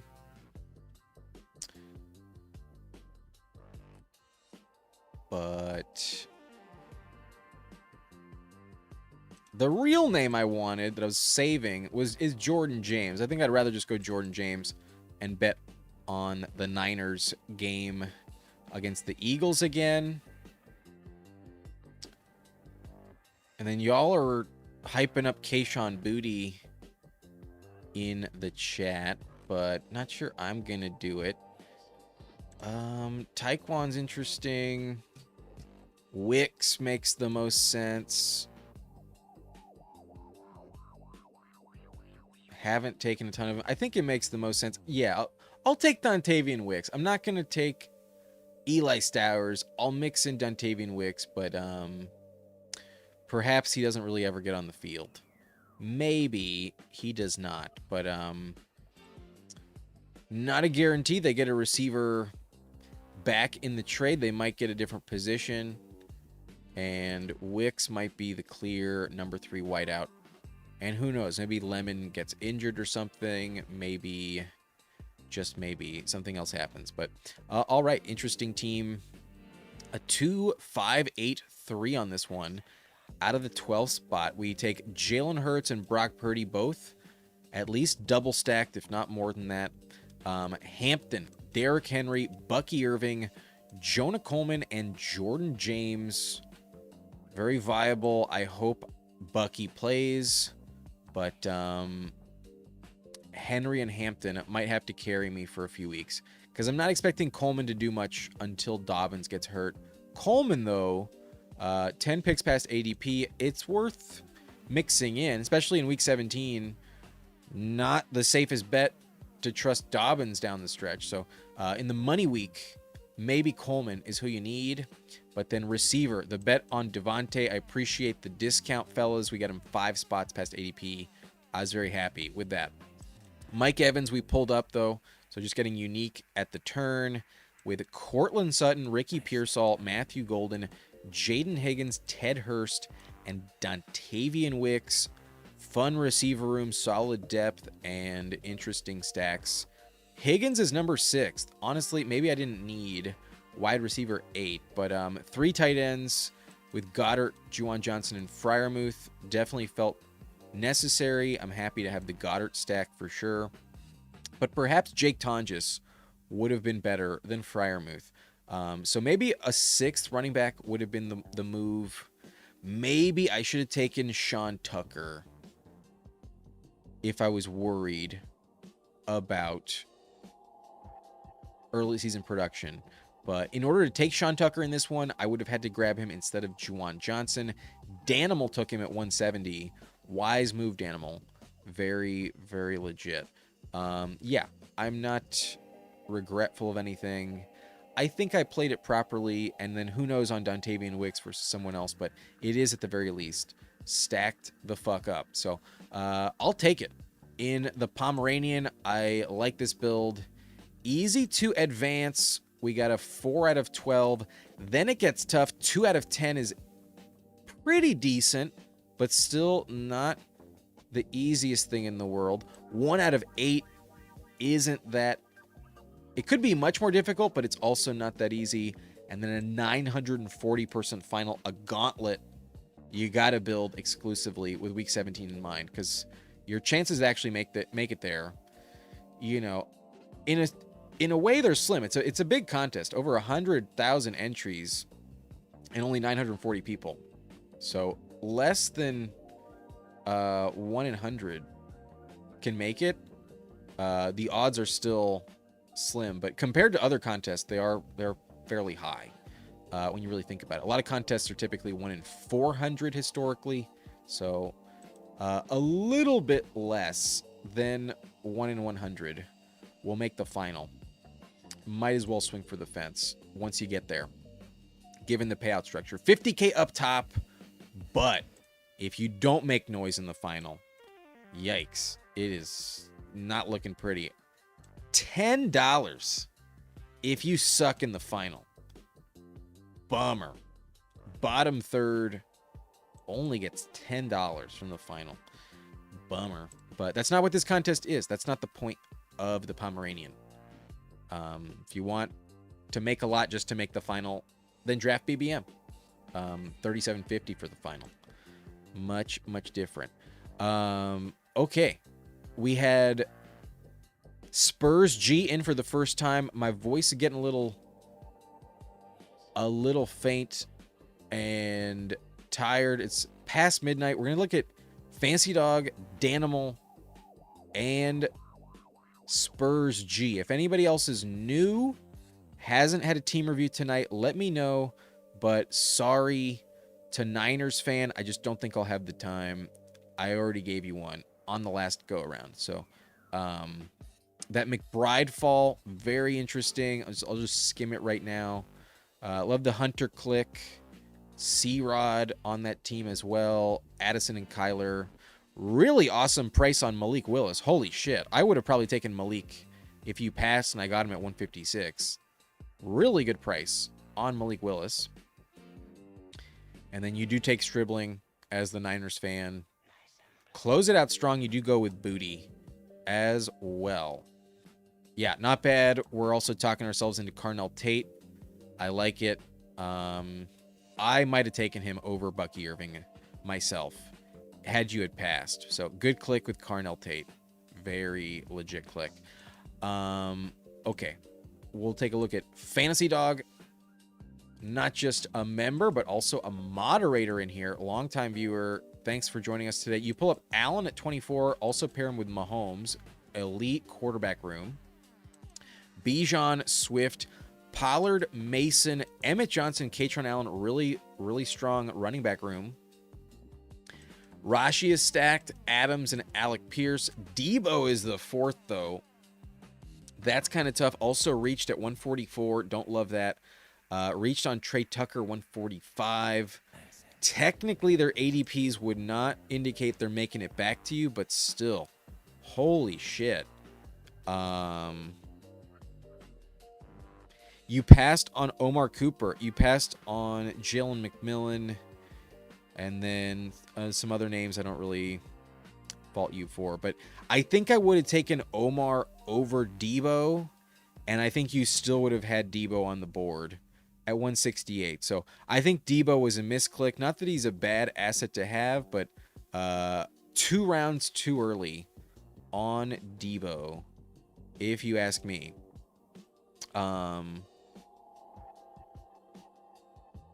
But Tucker, Tesla, and Judy.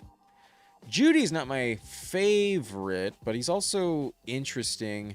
Tight end is really good with Laporta, Kelsey, and Colby Parkinson. Parkinson, a luxury pick, but quarterback is good enough to tolerate the third. Receivers, receivers not fine. It's pretty mid in terms of depth, but maybe these are the 3 that carry you. Yeah, receiver you ignored for a bit, and the Debo reach is interesting. But I looked at Omar, but I want Tesla. Fair enough, but it's just undoubtedly true. You pulled up Debo Samuel by quite a lot. Odds are he would have been there at 168. But if you don't want to take both of them there, you also got Emmett Johnson. I think you could have had Tesla and Debo, no Emmett Johnson, and then Omar Cooper on this team, and I would have liked it a little bit more. The running back room is really good. I'm not sure you need 6.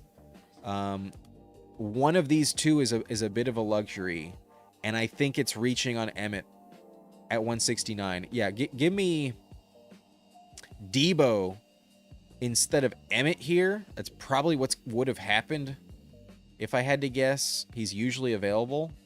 And then we swap out Omar Cooper for Emmett Johnson.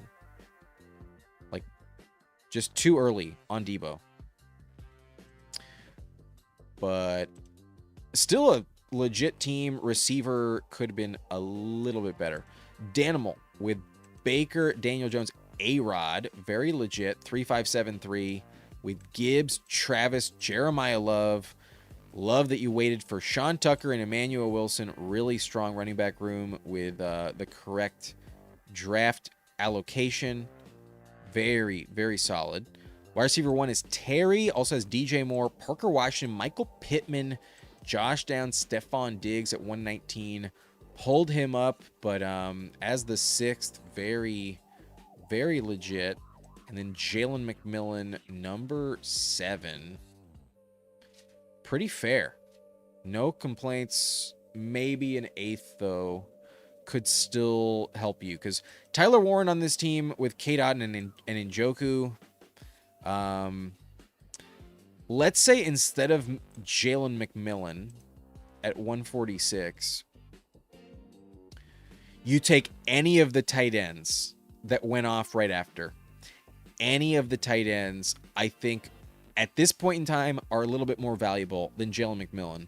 I think McMillan can keep falling, and I'm not sure if Ted Hurst is that much different. So I know it's stacked up, so maybe you can tell me to go to hell, but imagine Chig Okonkwo instead of McMillan. Just hear me out for a sec. And then instead of Njoku, we get a different receiver. Granted, it's not Ted Hurst. But with Baker, McMillan there, totally justified. I think you probably did it correctly. But maybe that's the only other thing I would have swapped. It's not that big of a deal, though. It's really not that big of a deal. Usually take Chig. With Baker, it makes sense to have McMillan. I just hope Ted Hurst doesn't crater him. But, yeah. Yeah. The choice is tough when you're in the moment. And who knows? You probably made the right call. Just getting the stack, probably, ultimately, the safer decision. More likely than not, the safe call.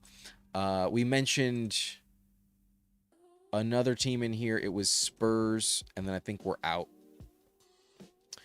Lamar, Dak, and Geno. Not sure you need Geno on this. Might be a luxury pick.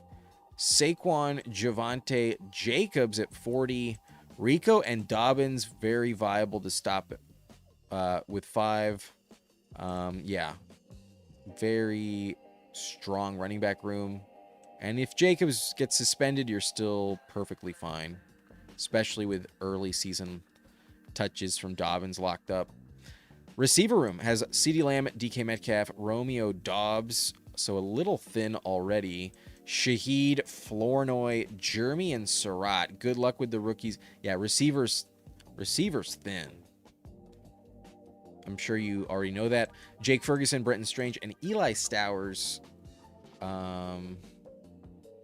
Y'all know my take on Stowers, but at 201, at some point I might start to come around. But I want to see camp reports on Stowers. I need to know how the rookie's performing in camp before I take him. I'm locking in Goddard in the meantime as a smash. Yeah, receiver is tricky. Running back has a lot invested. I would probably just take out Geno and make him a receiver because you definitely could use another one. Yeah, Geno I think was wrong. Stowers, not totally necessary. Yeah, just give me like Darnell Mooney or Zachariah Branch or really anyone. Probably go Mooney instead of Geno if it was me. I need to take a look at Niners fan, though, because he has a 3.492. I have to take a look. Genty, Chase Brown, Kyron, and C-Rod are the only 4 running backs. His quarterback room is T-Law, Kyler Murray, and Malik Willis. You mentioned the fall. Oh, yeah, I already reviewed your team, technically, but just saw the 4 again. Just had to take another peek. No to Fear. Also, we wanted to take a look at their roster. They went 8 wideouts. They fucked it up. Team 3 fucked it up. Puka, AJ Brown, Olave, Jamo, Romadunze, Chuba Hubbard, Ramondre. I think so far it made sense. But if you take Quentin Johnston there, you have to stop. I think that has to be the last receiver. Pitts, Tyler Shuck, Kittle, Darnold. Up to this point, it does still make sense.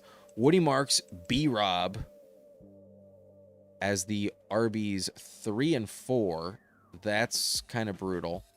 Schultz, Branch, Cup, Beck. Yeah. Holy shit. Branch and Cup needed to be 2 more dart throws at running back. Just need volume. And then Carson Beck, fucking worthless probably. Yeah. Team 3, I don't envy at all. Not one bit. Okay. Slayton, I just got JT with Achan Lovin being a member. Yeah. That's what you can count on. By being in the blunt rotation. Always best of luck in the blunt rotation. But all right, I think we are done for the night. Really fun stream, 3.5 hours, and it's time for our final rip of the night. Thank you everyone for stopping in. We hit 10K subscribers yesterday, and tonight y'all showed out. We got 65 likes on this video, and it means a lot to me. Really appreciate everyone for joining. So if you are in it with me for the nightcap, we'll have one last pull and one last rip from the pipe. Smoke it if you got it.